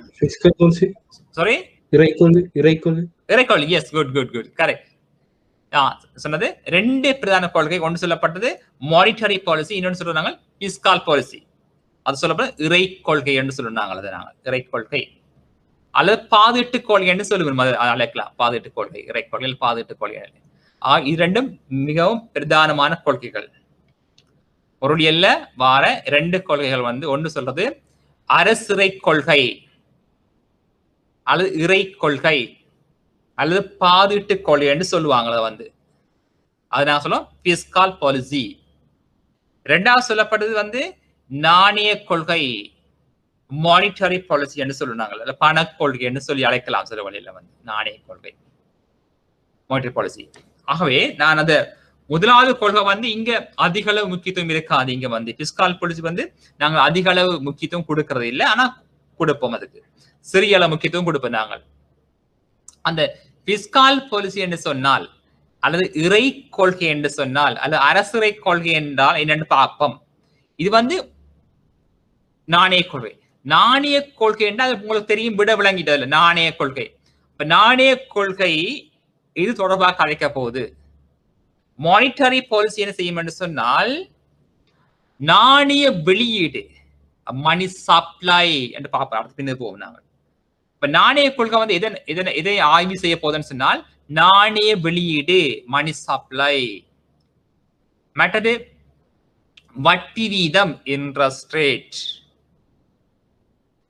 விலை சம்பந்தமானது. ஆகவே நாணய கொள்கையானது நாணய வெளியீடு, வட்டி வீதங்களுடன் தொடர்புடைய கொள்கை தான் இந்த நாணய கொள்கை என்று அழைப்போம்.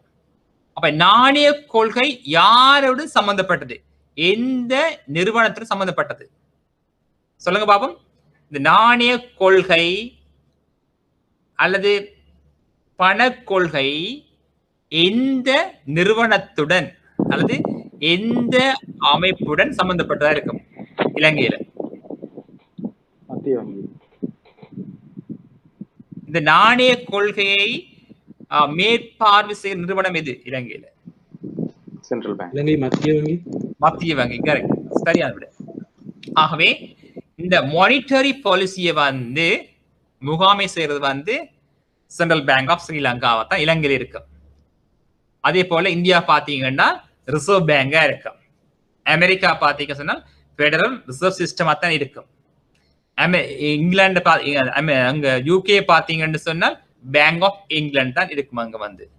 ஆகவே அங்க வந்து நான் சொல்லுவேன், இங்க இலங்கை சொல்லுவேன் சென்ட்ரல் பேங்க் ஆஃப் ஸ்ரீலங்கான்னு சொல்லுவோம். அமெரிக்கா பாத்தீங்கன்னா பெடரல் ரிசர்வ் சிஸ்டம் சொல்லுவோம்.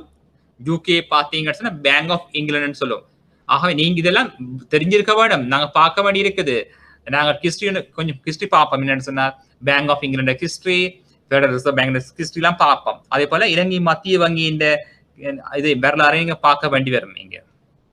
ஆகவே இந்த எங்கட நாணயத்தை நாங்கள் எப்படி வெளியீடு செய்யறாங்க, யாரு வெளியீடு செய்யறது, இதை அடிப்படையாக கொண்டு நாங்கள் நாணயத்தை வெளியீடு செய்யறோம்.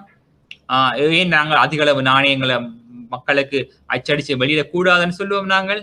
நீங்க பார்த்துட்டு நீங்கள் அநேகமா இந்த பொருளியல் சார்ந்த பொருளியல் மாணவர்கள் இருப்பீங்கள், வங்கித்துறை இருப்பீங்கள். ஆகவே நீங்கள் பார்க்க வேண்டும் எவ்வளவு நாணயம் இலங்கையில் அச்சிட்டு வெளியிடப்படுகின்றது நீங்க பார்த்திருப்பீங்கள். இந்த கடந்த கிழமைகளில் மிகவும் பேசப்பட்ட விடயம் வந்து மத்திய வங்கி யாட்ட வங்கி, அரசாங்கத்தினுடைய வங்கி. ஏனென்று சொன்னால் ஏன் அப்படி சொல்லப்படுதுன்னு சொன்னால் அரசாங்கம் வந்து கவர்மெண்ட். அங்க அரசாங்கத்தை பிரதிநிதிப்படுத்துவது யார் என்று சொன்னால் அந்த பாலிசி மேக்கர்ஸ் என்று சொல்லுவீங்கள். நீங்கள் தெரிவு செய்கிற பிரதிநிதிகள் தான் வந்து அரசாங்கத்துல இருப்பினும் அவர் வந்து கொள்கை வகுப்பாளர்னு சொல்லி நாங்கள் அழைப்போம், பாலிசி மேக்கர்ஸ். அந்த கொள்கைகளை வகுக்கிறார்கள் வந்து பாலிசி மேக்கர்ஸ் என்று அழைப்போம். அதாவது எம்பி மேர்னு சொல்லுவோம் நாங்கள், எம்பிஸ் அண்ட் மினிஸ்டர்ஸ். இந்த எம்பி மேர் மினிஸ்டர் என்ன செய்யணும்னு சொன்னா காலத்துக்கு காலம் வந்து வீட்டுக்கு போகணும், சில பேர் தொடர்ந்து வருவினம். அப்படி அரசாங்கத்தில் இருக்கிற எம்பி மேர் எல்லாம் வந்து அடிக்கடி மாறுவினம். மாறேக்க அரசாங்கம் மாற்றம் அடையும், அரசாங்கம் கவலும் அப்படிலாம் மாற்றம் அடையும், பாதிப்படையும். ஆனால் இந்த அரசாங்கத்தை நம்பி IMF வந்து காசு கொடுக்காது. அரசாங்கம் என்பது கவர்மெண்ட். அந்த அரசாங்கத்தில் இருக்கின்ற தலைவர் இருப்பின் தானே, அதுல இருக்கிற பொறுப்பா இருப்பின் தான் நிதி அமைச்சர், அப்படி இப்படி எல்லாரும் வந்து அவையை நம்பி அவ நபர்கள் பர்சன் அவையை நம்பி வந்து ஏனைய சர்வதேச நிறுவனங்கள் ADB, IMF, வேர்ல்ட் பேங்க் போன்ற கடன் கொடுக்கறது இல்லை. கடன் யாரை நம்பி கொடுப்போம்னு சொன்னால் அங்க யார் இருப்பார்? சென்ட்ரல் பேங்க் தான் இருக்கும். அது வந்து இன்ஸ்டிடியூஷன்ஸ் இவையோட உடன்படிக்கை செய்யறது, இவ்வளவு காசு தரவும் சொல்றது. கடன் தந்த என்ன செய்யணும், அதுக்குரிய வட்டி கொடுக்க வேணும், இது முதல கொடுக்க வேணும். ஆகவே எந்த ஒரு நிறுவனமும் எந்த ஒரு நாடும் வந்து அரசாங்கத்துக்கு கடன்களையோ அல்லது முதலீடுகளையோ அல்லது மானியங்களையோ கொடுக்கின்ற பொழுது நேரடியாக அந்த நாட்டினுடைய ஜனாதிபதிக்கு, அந்த நாட்டு நிதி அமைச்சருக்கு, அந்த நாட்டினுடைய அமைச்சருக்கு நேரடியாக கொடுக்க மாட்டேன். அது வந்து மத்திய வங்கி தான் அனுப்பணும். மத்திய வங்கி தான் எல்லாத்தையும் வந்து எங்களுக்கு பணம் வருதுன்னு சொன்னால் எங்களுக்கு பேலன்ஸ் ஆஃப் பேமெண்ட்ல பதியப்படும். அதாவது பேலன்ஸ் ஆஃப் பேமெண்ட் சொன்னால் சென்மதி நிலுவையில எல்லாம் பதியப்படும். பதியப்பட்டு அதுக்குரிய வட்டிகள் கடன்கள் எல்லாம் காலத்துக்காலம் கொடுக்க வேண்டும். உங்களுக்கு தெரியும், அண்மையில கூட மத்திய வங்கி பில்லியன் கணக்கான நாணயத்தை வந்து அச்சிட்டு வெளியீடு செய்திருக்கு சொல்லப்படுது.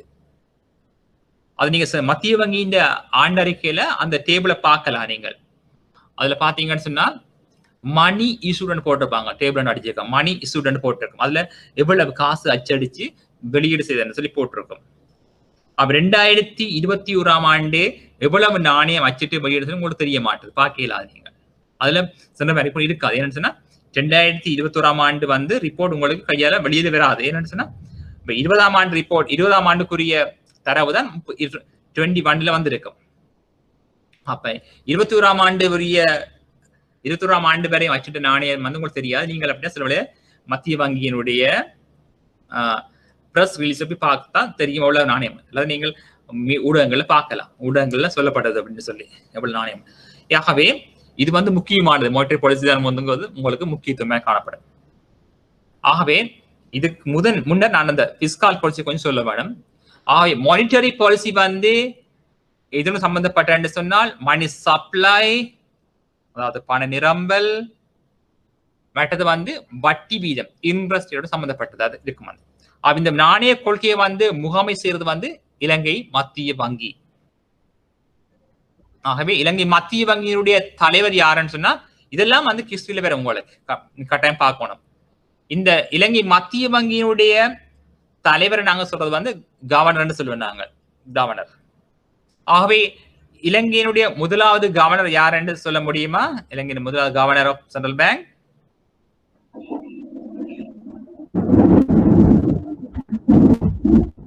இலங்கை மத்திய வங்கி முதலாவது கவர்னர் யாரு?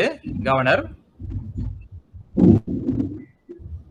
அவர் எங்கே இருந்து வந்தவர் என்று அறிஞ்சு வைக்கணும் கட்டாயம். அந்த ஹிஸ்டரி பார்க்கணும், அதை பார்ப்பீங்க நீங்க. ஜான் எக்ஸ்டர் கேள்விப்பட்டிருப்பீங்கள். ஜான் எக்ஸ்டர் அவர் தான் அமெரிக்காவிலிருந்து, அதாவது பெடரல் ரிசர்வ் சிஸ்டம் என்று சொன்னதானே இலங்கை, அதாவது அமெரிக்காவினுடைய மத்திய வங்கி தான் பெடரல் ரிசர்வ் சிஸ்டம். அங்கு இருந்து முதலாவதாக வந்து இலங்கைக்கு வந்து எங்களோட சிஸ்டத்தை வந்து ஃபார்ம் பண்ணவர், அதாவது சென்ட்ரல் பேங்க வந்து, அதாவது ஸ்ரீலங்கா மானிட்டரி பாலிசியை வந்து டிசைன் பண்ணினவர். ஆக எங்களுடைய நாணய கொள்கையை வந்து இலங்கையில வந்து டிசைன் பண்ணி சென்ட்ரல் பேங்கோட உருவாக்கி அதை வந்து ரன் பண்ண வச்சவர் வந்து அவர் தான் வந்து மிகவும் வயது குறைந்த கவர்னராக இருந்த எங்களுடைய சென்ட்ரல் பேங்க்ல வந்து. அப்ப அவர்தான் முதலாவது கவர்னர். இப்ப வாசிக்கலாம் போய் இதுல இருக்குது. அவர் தான் youngest governor of the central bank of ஸ்ரீலங்கான்னு சொல்லுவோம். அவர் டிசைன் பண்ணின அந்த சிஸ்டம் வந்து இப்போ வந்து எஃபெக்டிவா இருக்கு, தரமா, அந்த அளவுக்கு தரமானதாக வந்து அவர் செய்திருக்கிறார் வந்து. ஜான் எக்ஸ்டரன்ஸ் அழைப்பவர் தான். ஆகவே எவ்வளவு, அதாவது எங்களோட மானிட்டரி ஆக்ட் எல்லாம் பார்க்கலாம். மானிட்டரி ஆக்ட் இதன் அடிப்படையில் நாங்கள் நாணயத்தை வெளியீடு செய்யறோம். ஆகவே எங்களோட சென்ட்ரல் பேங்க் ஆஃப் ஸ்ரீலங்கா எங்களோட மானிட்டரி பாலிசி நல்ல பாலிசிஸ். செய்தது அமெரிக்கன் எக்கானமிஸ்ட் தான். அவர் வந்து பெடரல் ரிசர்வ் பேங்க்ல இருந்து வந்தவர் எங்களுக்கு ஸ்ரீலங்காவுக்காக வந்து. ஆகவே இப்ப இருக்கிற கவர்னரை நீங்க அறிஞ்சு கொள்ள வேண்டும். Professor W. லக்ஷ்மன் எங்களுடைய பேராசிரியராக இருந்தவர். ஆகவே இப்படிதான் அது. ஆகவே இது யாரு? மற்றது வந்து நீங்கள் அப்ப இந்த பெடரல் ரிசர்வ் சிஸ்டம் சொன்னானே, அமெரிக்காவுடைய மத்திய வங்கி இந்த கவர்னரை யார் நியமிக்கிறது? யார் நியமிக்கிறன்னு சொன்னால் அந்த நாட்டினுடைய ஜனாதிபதி நியமிப்பார். அதாவது கவர்னரை வந்து அந்த நாட்டினுடைய, அதாவது அமெரிக்கான்னு சொன்னா அமெரிக்க நாட்டினுடைய ஜனாதிபதி தான் அந்த பேங்கினுடைய கவர்னர் நியமிக்கிறது. அதே போல இலங்கையும் வந்து அதே மாதிரி தான் பின்பற்றுது. ஆகவே இலங்கை மத்திய வங்கியினுடைய ஆளுநரை வந்து நியமிக்கிறது இலங்கையினுடைய ஜனாதிபதியாக இருப்பார் வந்து. ஜனாதிபதி அந்த நியமனத்தை கொடுப்பார். அவருக்கு கீழே அவர் தலைவராக இருப்பார் மத்திய வங்கி. அவருக்கு கீழே அந்த நாணய சபை என்று சொல்லி ஒன்று சபை என்று, மானிட்டரி போர்ட், அதுல வந்து கொஞ்சம் பேர் இருப்பினும் அந்த உறுப்பினர்களை வந்து அந்த கவர்னருக்கு வேண்டிய ஆலோசனைகள் ஐடியாஸோ அல்ல ப்ரொபோசல்ஸ் மற்றது அதெல்லாம் வந்து அவருக்கு கொடுப்பினோம்.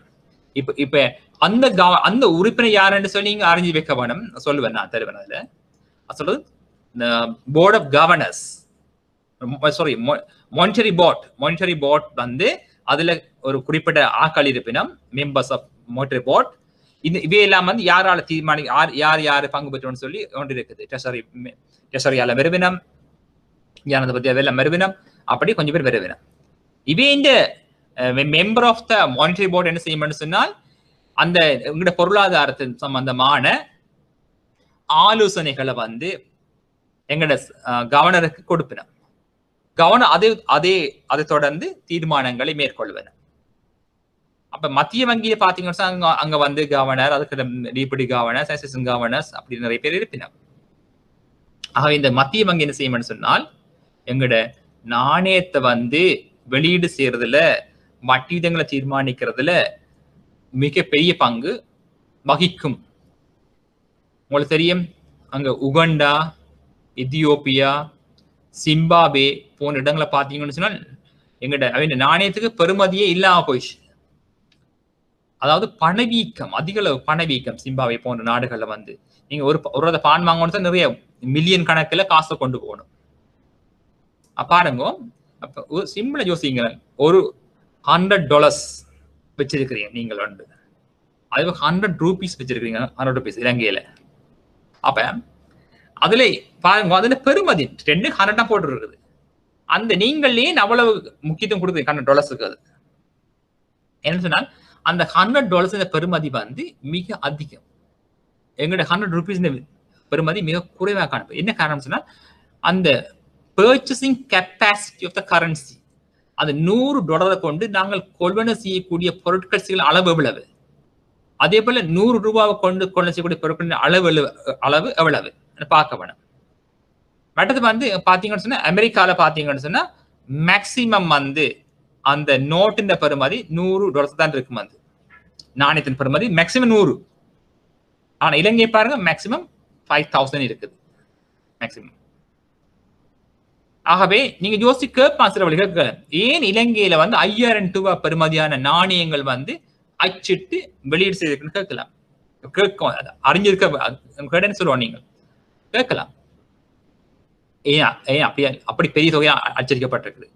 அமெரிக்கால அவ்வாறு தொகைகள் அளிக்கப்பட இல்லை. $100 தான் ஆகக்கூடிய உச்ச உயர்வான நாணயத்தாள் $100 தான் இருக்கு, $100. ஆகவே இது வந்து நாணய கொள் சம்பந்தமாக நாங்க விரிவா பார்க்க வேண்டிய விடயங்கள். அதுக்கு முன்னால் நான் பார்க்கணும்னு சொன்னால் பிஸ்கால் பாலிசி, இறை கொள்கை, அரசு இறை கொள்கை. ஆகவே இறை கொள்கையை பார்த்துட்டு விரும்ப இருக்கா? இறை கொள்கைன்னு சொன்னால் என்ன? நாணய கொள்கை தெரியும் உங்களுக்கு, நாணய வெளியீடு மற்றும் வட்டி வீதம். இறை கொள்கை எப்படி இதோடு சம்பந்தப்பட்டன்னு சொன்னால் அரசாங்கத்தினுடைய வரவு செலவு திட்டத்தை சம்பந்தப்பட்டது தான் இறை கொள்கை, fiscal policy. Fiscal policy always related with budget, government budget.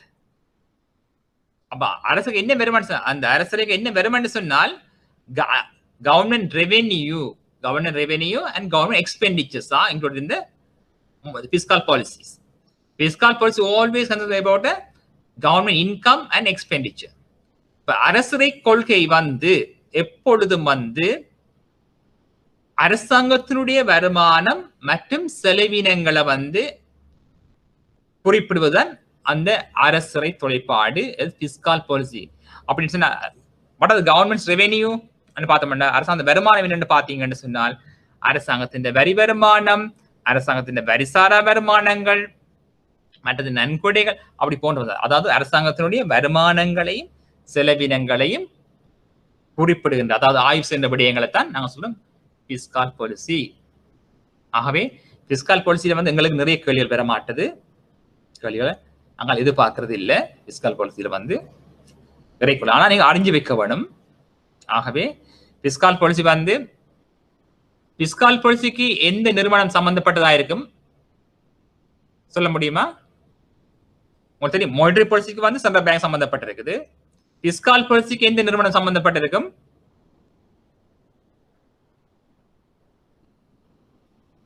சொல்லலுமா? அதாவது monetary policy related with central bank of Sri. அதே போல fiscal policy related with which institution? எது பொறுப்பா இருக்கும் சொல்லுங்க பாப்போம். பிஸ்கால் பாலிசி ட்ரெஷரின்னு சொல்லுவாங்க, திரைசேரின்னு சொல்லுவாங்க. ட்ரெஷரி அதாவது மத்திய வங்கி, அதாவது நிதி அமைச்சருக்கு கீழே வார அமைப்பு தான் சொல்லுவாங்க ட்ரெஷரின்னு சொல்லுவோம். திரைசேரி ட்ரெஷரின்னு சொல்லுவோம். ட்ரெஷரி அதுதான் திரைசேரி. இந்த ட்ரெஷரி தான் என்ன செய்யும் சொன்னால் அந்த அரசாங்கத்தின் வருமானங்கள் மற்றும் செலவினங்களை வந்து முகாமை செய்யறதா இருக்கும். வந்து எவ்வளவு வரி விதிக்கணும், எவ்வளவு நாங்கள் ஒதுக்கணும். அப்ப நாங்கள் அநேகமா வந்து இந்த fiscal policy is most related with government budget. அதாவது இந்த அரசாங்க பாதுகாடு என்று சொன்னோம் என்றால் அல்லது வரவு திட்டம் என்று சொன்னால் அரசாங்கம் வந்து எதிர்காலத்தில் வந்து அரசாங்கம் தான் மேற்கொள்ள இருக்கின்ற செலவினங்கள், அதற்கான வழிமுறைகள், தனக்கு கிடைக்கும் என எதிர்பார்க்கின்ற வருமானங்கள், அதற்கான வழிமுறைகள் போன்றவற்றை முற்கணிப்பு செய்து நிதியமைச்சரால் தயாரிக்கப்பட்டு பாராளுமன்றத்தால் வந்து ஏற்றுக்கொள்ளப்பட்ட பின்னர் அது நடைமுறைக்கு வருவதால் அரசாங்கத்தினுடைய வரவு செலவு திட்டம் சொல்லுவோம். அதாவது கவர்மெண்ட் பட்ஜெட். ஆகவே அதை நீங்க விளங்கி வைப்பீங்கள், அது தெரியும் உங்களுக்கு. அப்ப நாங்கள் நாணய கொள்கைக்குள்ள வருவோம். மானிட்டரி பாலிசிகளை வந்து பார்த்தோம்னு சொன்னா இந்த மானிட்டரி பாலிசி நான் சொன்னாங்க நாணய வெளியீடு சம்பந்தப்பட்டது. மற்ற சொன்னாங்க வட்டி விகிதத்துடன் சம்பந்தப்பட்டது. ஆகவே இந்த மானிட்டரி பாலிசியின் முக்கியத்துவம் என்னன்னு கேட்போம். இப்படி கேள்விகள் வந்து இருக்குது. ஏன் நாணய கொள்கையில நாங்கள் கவனமாக இருக்க வேண்டும்? ஒரு பொருளாதாரம் வந்து சிறப்பானதாக இருக்க வேண்டும், அல்லது பொருளாதாரமானது ஒரு நல்ல வளர்ச்சி அடைய வேண்டும் என்று சொன்னால் நாணய கொள்கை முக்கியமான காணப்படும். Monetary policy very very importance. இந்த மானிட்டரி பாலிசி கலாப்ஸ் ஆன போனா, அதாவது தோல்வி அடைந்தால் அந்த பொருளாதாரமே தாண்டு போயிடும். அதாவது பொருளாதாரமே வீழ்ச்சி அடைந்து போயிடும். உங்களுக்கு தெரியும், உள்நாட்டில ஒரு ஸ்டோரி ஒன்று இருக்குது. உங்களுக்கு தெரியும் ஜப்பான் நாடு இருக்கு. ஜப்பான் தெரியும் தானே உங்களுக்கு? ஜப்பான் ஜென்னுக்கு வந்து நல்ல டிமாண்ட் இருக்குது. ஜப்பான் ஜென்னுக்கு வந்து நல்ல டிமாண்ட் இருக்குது. அப்ப ஜப்பானுடைய அந்த ஒரு குறிப்பிட்ட காலத்துக்கு முன்னர் ஜப்பான் தான் உலகத்தினுடைய ஜாம்பவானா காணப்பட்டது. உலகத்தினுடைய ஜாம்பவான சொன்னா பெஸ்ட் கண்ட்ரியா இருந்தது, பாஸா இருந்தது. எப்படின்னு சொன்னா ஜப்பான் தான் வந்து ஆட்டோமொபைல்ல வந்து பெஸ்ட் கண்ட்ரி. ஆட்டோமொபைல் இண்டஸ்ட்ரி தெரியும். டொயாட்டோ கம்பெனினா எங்க பார்த்தா Toyota Japan company, Japan vehicle. அதே போல அமெரிக்காவிலையும் வந்து பார்த்துருவீங்க ஃபோர்ட் கம்பெனிஸ் இருக்குது, வேற கம்பெனி, கார் கம்பெனி. அதாவது அமெரிக்காவுக்கும் ஜப்பானுக்கும் இடையே ஆட்டோமொபைல்ல வந்து பெரிய போட்டி ஏற்பட்டது. என்னன்னு சொன்னா ஜப்பான் வெஹிக்கிளுக்கு தான் அங்க டிமாண்ட் இருக்குது அமெரிக்காவில். ஏன்னா மலிவாக இருக்குது. ஜப்பான் வாகனங்கள் வந்து மிகவும் மலிவான விலை ஒப்பிட்டு அமெரிக்கன் வெஹிக்கிளை விட. நீங்க அமெரிக்கன் வெஹிக்கிள் இலங்கை கொண்டு வந்து பாருங்க, சரியான எக்ஸ்பென்சிவா இருக்கும். ஜப்பான் வெஹிக்கிள் ரீசனபிளா இருக்கும். ஆகவே ஜப்பான் வெஹிக்கிளுக்கு வந்து உலகம் முழுவதும் வந்து நல்ல டிமாண்ட் இருந்துச்சு. அதே போல அமெரிக்காவும் வந்து வெஹிக்கிள் உற்பத்தி பண்ணுது. ஃபோர்ட் சம்பந்தமான ஃபோர்ட் எல்லாம் பிராண்டட் இருக்குது அமெரிக்கா. அப்ப அமெரிக்காவுக்கும் ஜப்பானுக்கும் இடையே ஆட்டோமொபைல் இண்டஸ்ட்ரி சரியான டிமாண்ட், போட்டி. எப்படி போட்டின்னு சொன்னால் ஜப்பான் வெஹிக்கிள் வந்து மிகவும் ரீசனபிள் பிரைஸா இருக்குது, அதோட சரியான டிமாண்டா இருக்குது. அமெரிக்காவிலேயே ஜப்பான் வெஹிக்கிள் தான் டிமாண்ட் கூட, ஏன்னா பிரைஸ். அமெரிக்கன் வெஹிக்கிள் எப்படி இருக்குன்னு வெரி ஸ்டாண்டர்டா இருக்குது, ஆனா பிரைஸ் வெரி ஹையா இருக்குது.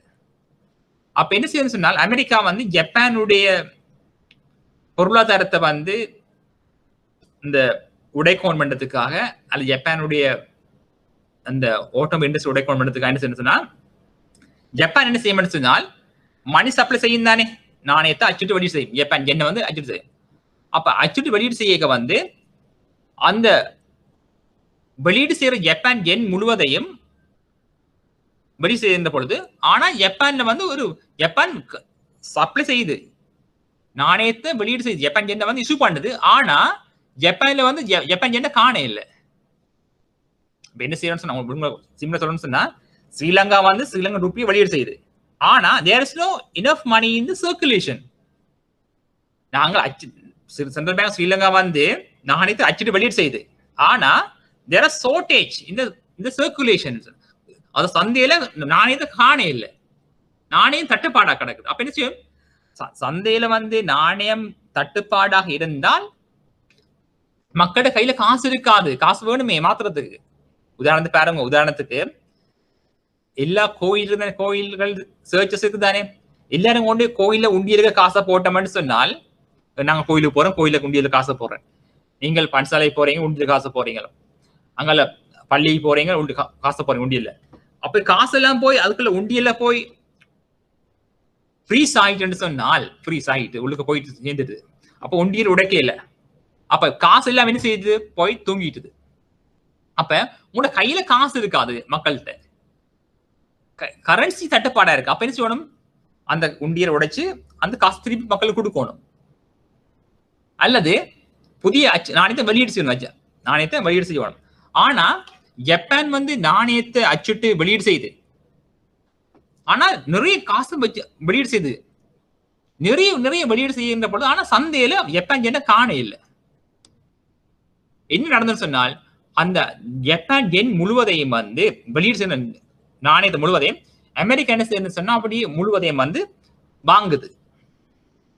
எப்படி வாங்கணும்னு சொன்னா பர்ச்சேஸ் பண்ணலாம் தானே, டாலர்ஸை கொடுத்து ஜப்பான் எண் வாங்குது, ஆக்களை வச்சு வாங்குது, வாங்கி அமெரிக்கா கொண்டு போயிட்டு முழு ஜப்பான் என் காசை.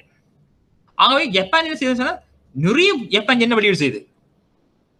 ஆனா சொல்லுங்க, அதிக அளவு நாணயத்தை வந்து மத்திய வங்கி வெளியீடு செய்தால் சந்தையில் ஏற்படுத்தும் மாற்றம் என்ன வேற சொல்லுங்க பாப்போம்.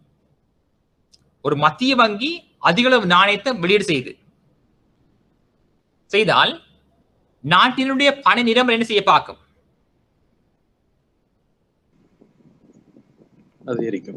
அதிகரிக்கும். அவன் நாட்டில பண நிரம்பல் அதிகரித்தால் பொருட்களை விலை செய்ய பார்க்கும், அதிகரிக்கும். ஆனால் ஜப்பான்ல இது நடைபெற இல்லை. ஏனென்று சொன்னால் ஜப்பான் அதிக அளவு நாணயத்தை அச்சிட்டு வெளியீடு செய்த இருக்கின்ற பொழுது நாணயத்தை வந்து ஜப்பான் எண்ண காண இல்லை.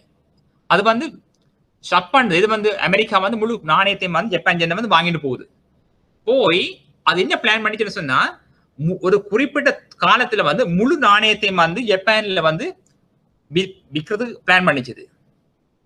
அப்படி ஒரு குறிப்பிட்ட காலத்துல வந்து முழு நாணயத்தையும் கொண்டு சந்தையில போடேக்க என்ன நடக்கும், நாணய நிரம்பல் அதிகரிக்கும். ஜப்பான் நாணய நிரம்பல் கூடிச்சு உடனடியா. அதிகரித்தாலும் அங்க வந்து இப்படி எங்கட நாடு மாதிரியோ அல்லது சிம்பாப்வே மாதிரி வந்து அந்த நாணய கொள்கை வந்து தளம்பல் அடைகிற. என்னன்னா அங்க வந்து நாணயம் அதிகரித்தாலும் அந்த நாணய அதிகரிப்பினை விட அங்க ஜிடிபி எக்கனாமிக் குரோத் இருக்குதானே, ஆட்டோமொபைல் இண்டஸ்ட்ரியின் வளர்ச்சி, அந்த மற்ற இலத்திரனிய சாதனங்களின் உற்பத்தி வளர்ச்சி, ஏற்றுமதியின் வளர்ச்சி போன்ற வந்து மிக அதிகமாக காணப்படுது. அதாவது நாணய வெளியீடு அதிகரிக்கிற அளவை விட அந்த எக்கனாமிக் குரோத்தின் வளர்ச்சி அதிகமாக காணப்பட்டதனால் வந்து அந்த பொருளாதாரம் வந்து தளம்பல் அடையல, வீழ்ச்சி அடையல. இது வந்து அமெரிக்காவுக்கு ஏற்பட்ட மிக பெரிய தோல்வி. ஏனென்றால் அமெரிக்கா பிளான் பண்ணிச்சது தங்களோட ஆட்டோமொபைலை வந்து ஸ்ட்ரென்த் ஆக்கிறதுக்கு, அமெரிக்காவுடைய பொருளாதாரத்தை வந்து தோல்வி அடைய வைக்கிறதுக்காக முழு நாணயத்தையும் வந்து ஒரு குறிப்பிட்ட காலத்தை எடுத்துக்கொண்டு பிறகு ஒரு குறிப்பிட்ட காலத்தை ஒரே அடியாக அந்த நாணயத்தை கொண்டு வந்து சந்தையில் விட்டாலும் அங்க வந்து அந்த மானிட்டரி பாலிசி வந்து ஸ்ட்ராங்கா இருந்தது. என்ன காரணம்னு சொன்னால் அவை வந்து நாணயத்தை மட்டும் அச்சிட்டு வெளியீடு செய்யல, அது வந்து அவையின் உற்பத்தி மட்டம் வந்து அதிகம். எக்கனாமிக் குரோத் வந்து ஒரு 10% இருக்குது, ஆனா மணி சப்ளையின் இந்த குரோத் வந்து ஒரு 5% இருக்குது. அவை உற்பத்தியின் மட்டத்தை விட நாணய வெளியீடு குறைவா இருந்திருக்குது. இதனால ஜப்பான் வந்து அந்த தோல்வியை எதிர்நோக்கி இல்லை. இது வந்து அமெரிக்காவுக்கு ஏற்பட்ட பாரிய தோல்வி என்று அழைக்கலாம் நாங்கள், ஜப்பானுக்கு எதிராக மேற்கொள்ளப்பட்ட தோல்வி. அதே போலதான் இலங்கையை பார்த்தீங்கன்னு சொன்னா, இலங்கையையும் நாணயத்தை வந்து அச்சிட்டு வெளியீடு செய்யும். ஏன்னு சொன்னா அரசாங்கம் கேட்குது, அரசாங்கம் கேட்குதுன்னு சொன்னா, நாங்கள் எலெக்ஷன்ல தேர்தல் காலங்கள்ல மக்களுக்கு வாக்குறுதி அளித்த நாங்கள் இந்த பொருட்கள் தருவோம், அதை இந்த திட்டத்தை நாங்கள் மேற்கொள்வோம் அப்படின்னு சொன்னா, ஆகவே மக்களுக்கு காசு கொடுக்கணும். என்ன மக்களுக்கு அந்த லாக்டவுன் காலத்துல மக்களுக்கு காசு கொடுக்கணும்னு சொல்லி யார்கிட்ட போய் கேட்கலாம்? போய் அரசாங்கம் மத்திய வேணா போய் கேட்கணும் காசு தாங்கன்னு சொல்லி. ஏன்னா அந்த ட்ரெஷரியில போதிய பணம் இல்லாட்டா மத்திய வங்கியில போய் கேட்கணும், எங்களுக்கு இவ்வளவு பில்லியன் ருபீஸ் தேவை, என்னன்னு சொன்னா இந்த அபிவிருத்தி திட்டம் செய்யணும் சொல்லி. இந்த மக்களோட காசு அது மத்திய என்ன செய்யும்? புதிய நாணயங்களை அச்சிட்டு வெளியீடு செய்து காசை கொடுக்கும். அந்த காசை கொடுத்தால் யார்கிட்ட கொடுக்கும்? கவர்மெண்ட் கொடுக்கும். கவர்மெண்ட் வங்கி தான் மத்திய வங்கி அப்ப கொடுக்கும். இப்படி கொண்டே காசு கொடுத்து கவர்மெண்ட் செய்ய போது அந்த காசை கொண்டு மக்களுக்கு கொடுக்க போகுது. மக்களுக்கு கையில போய் காசு சேர்ந்தால் என்ன நடக்கும்? மக்களின் கையில் பணத்தின் அளவு அதிகரிக்கும். மக்களின் கையில பணம் அதிகரித்தால் மக்கள் என்ன செய்யணும்? அதை கொண்டு போய் சந்தைக்கு போகணும். கொண்டு மக்களின் கையில காசு இருந்தால் மக்களின் கொள்வனவு ஆற்றல் அதிகரிக்கும். மக்கள் சந்தைக்கு போய் பொருட்களுக்கான கேள்வியை அதிகரிப்பினர். பொருட்களுக்கான கேள்வி அதிகரிக்கின்ற பொழுது there is no enough stocks. அப்ப சந்தையில போதிய அளவு உற்பத்தி இல்லை, போதிய அளவு பொருட்கள் இல்லை, பண நாணய வெளியீடு கூடி இருக்குது, ஆனா உற்பத்தியின் அளவு அதிகரிக்கவில்லை. அங்க என்ன நடக்கும்? அங்க இப்ப பிரைஸ் டிமாண்ட் கூடுது, பொருட்களுக்கான கேள்வி அதிகரிக்குது. there is no enough supply. அப்ப பொருட்களுக்கான கேள்வி அதிகரித்தால் நிரம்பல் அதிகரிக்காத சந்தர்ப்பத்தில் பொருட்களின் விலை அதிகரிக்கும். அப்ப விலை மட்டம் அதிகரிக்கின்ற பொழுது அங்க என்ன நடக்க போகுது? அதாவது பொருட்களின் விலை மட்டம் தொடர்ச்சியாக நீண்ட காலத்துல அதிகரிக்கின்ற பொழுது அங்கு விலை மட்டம் அதிகரிக்கும். விலை மட்டம் தொடர்ச்சியாக அது என்ன நடக்கும்? அங்க பணவீக்க நிலைமை ஏற்படும். அங்க பாருங்க என்ன நடக்கும்? அங்க இன்ஃப்ளேஷன் ஏற்படும். அப்ப விலை அதாவது பணவீக்கம் அதிகரிக்கின்ற பொழுது பணவீக்கம் செய்ய பார்க்கும் எல்லா துறைகளையும் பாதிப்படைய செய்யும். அதாவது ஏற்றுமதி துறையை பாதிப்படைய செய்யும், உள்நாட்டு உற்பத்தியை பாதிப்படை செய்யும் சொல்லி நாங்கள் மிகவும் விரிவாக பார்க்க வேணும். என்னன்னு சொன்னா எங்களோட நாணய கொள்கை தான் அந்த பொருளாதாரத்தினுடைய அந்த அத்திவாரம் சொல்லுவோம், பவுண்டேஷன் சொல்ல. நாங்க அதான் மத்திய வங்கி always concentrate monetary policy. Monetary policy மாற்றம் அடைஞ்ச உங்களுக்கு சிம்பாவை பார்த்திருப்பீங்க. சிம்பாவை தொடர்ந்து இத்தனை நாடு வீழ்ச்சி அடைந்து போயிட்டது. ஆகவே அந்த பணவீக்கம் சம்பந்தமான விடயத்தை மத்திய வங்கி தான் பொறுப்பாயிருந்து பார்க்கும். இதுக்கெல்லாம் நாணய கொள்கை தான் முக்கியமாக காணப்படும். நாணய கொள்கை ஸ்ட்ராங் இல்லாவிட்டா அந்த பொருளாதாரம் தலைகீழா தான் போகும்.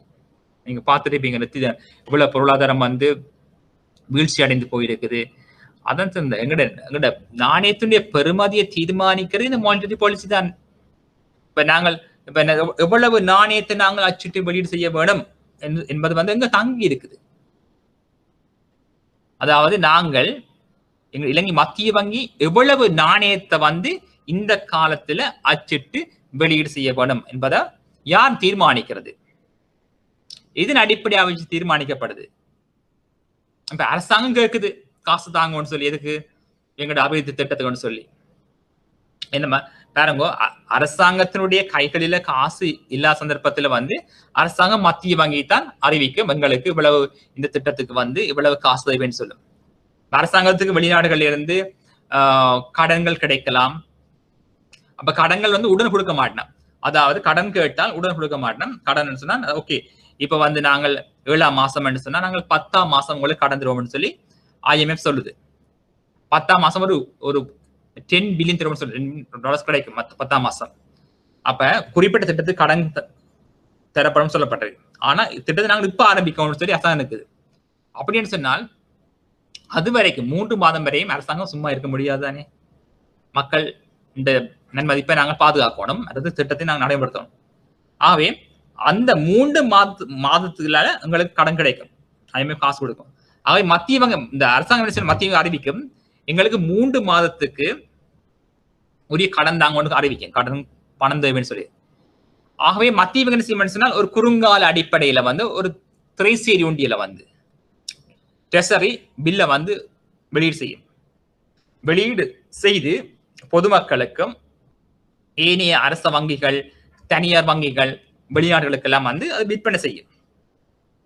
அதாவது அரசாங்கத்துக்கு பணம் தேவை என்று சொன்னால் அரசாங்கத்து குறுங்கால அடிப்படையில் நிதியினை பெற்றுக் கொள்வதற்காக மத்திய வங்கி அரசாங்கத்தின் சார்பில் திரைசேரி ஒன்றியது ட்ரெஷரி பில்னு சொல்லுவாங்க, டி பில்னு சொல்லுவோம், ட்ரெஷரி பில். அதை வந்து மத்திய வங்கி வெளியீடு செய்து அதிலிருந்து பணத்தை திரட்டி அரசாங்கத்துக்கு கொடுக்கும். அப்ப அரசாங்கம் என்ன செய்யும்? 3 மாத திரைசேரி ஒன்றியல் சொன்னால் அந்த 3 மாதத்துல அந்த அரசாங்கத்துக்கு அந்த கடன் கிடைக்கும், அந்த நிதியை மத்திய வங்கிக்கு கொடுக்கும். மத்திய வங்கி என்ன செய்யும் சொன்னா 3 மாதத்துல அந்த காசனை பணத்தை செலுத்தி அந்த திரைசேரி ஒன்றியலை திருப்பி பெற்றுக்கொள்ளும். இதுதான் அந்த மத்திய வங்கி செய்யற வேலையா இருக்கும். அதே வேளையில இவ்வாறு பணத்தை வந்து மத்திய வங்கி அச்சிட்டு வெளியீடு செய்தால், அரசாங்கம் கேட்டதுன்னு சொல்லி நாணயத்தை வெளியீடு செய்தால் அங்க என்ன நடக்கும்? நாட்டினுடைய பண நிரம்பல், அதாவது மணி சப்ளை. நாணயத்தை அச்சிட்டு வெளியீடு செய்தால் அந்த நாணயம் எங்க போகுது? சந்தைக்கு போகுது.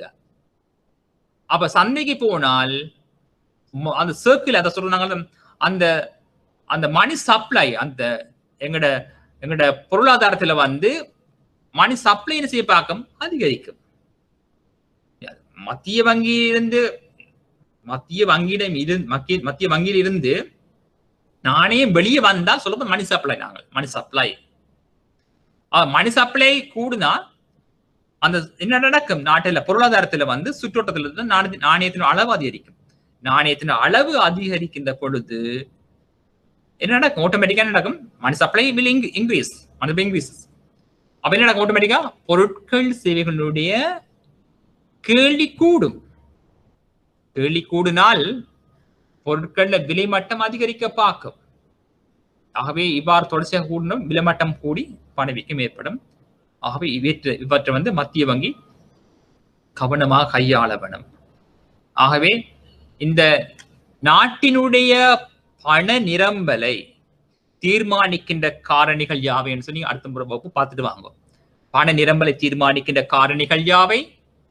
மத்திய வங்கி எதன் அடிப்படையில் நாணயத்தை அச்சிட்டு வெளியீடு செய்கின்றது, அதை பார்த்துட்டு வாங்க வரைக்கும். அதாவது ஒரு மத்திய வங்கி எவ்வளவு நாணயத்தை வெளியீடு செய்யலாம், இதன் அடிப்படை தீர்மானிக்கப்படுது. சிம்பாப்வே மாதிரி நாங்கள் மக்கள் பாவம் என்று சொல்லி நாங்கள் நிறைய நாணயத்தை அச்சிட்டு வெளியீடு செய்யலாமா?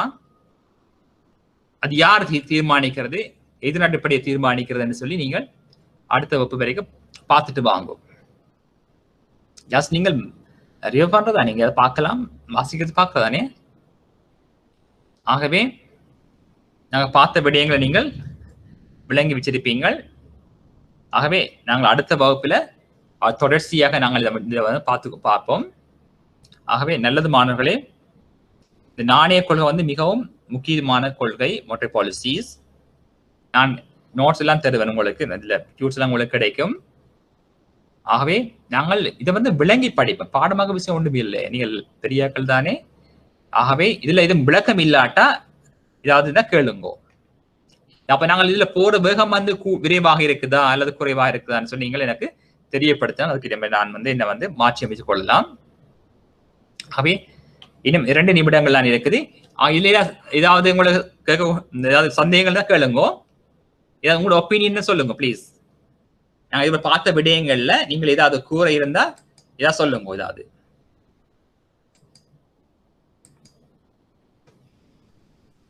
உங்களோட கமெண்ட்ஸ் சொல்லுங்க. பார்த்த விடயங்கள் ஏதாவது நாங்கள் என்ன செய்யலாம், எப்படி இருக்குது, ஏதாவது பாசிட்டிவ் நெகட்டிவா என்ன சொல்லலாம், நாங்கள் இருக்கிற மாதிரி நாங்கள் பார்க்கலாம்.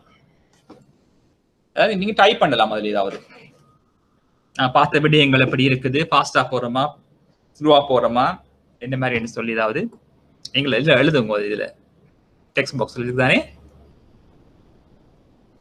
Please type கமெண்ட்ஸா. நாங்கள் எங்களை மாற்றிக்கொள்ளலாம். என்ன மாதிரி நாங்கள் நான் இது வந்து 1 வே மாதிரி தான் போகுது, 1 வே கம்யூனிகேஷன். நீங்கள் ரிப்ளை கொடுக்கறது கொஞ்சம் கஷ்டம் தானே இதுல, அதை நீங்க பேசலாம், இதுல பிரச்சனை இல்லை.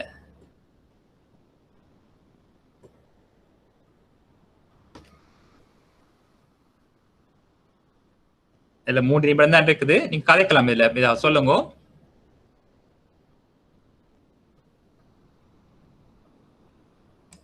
Good okay.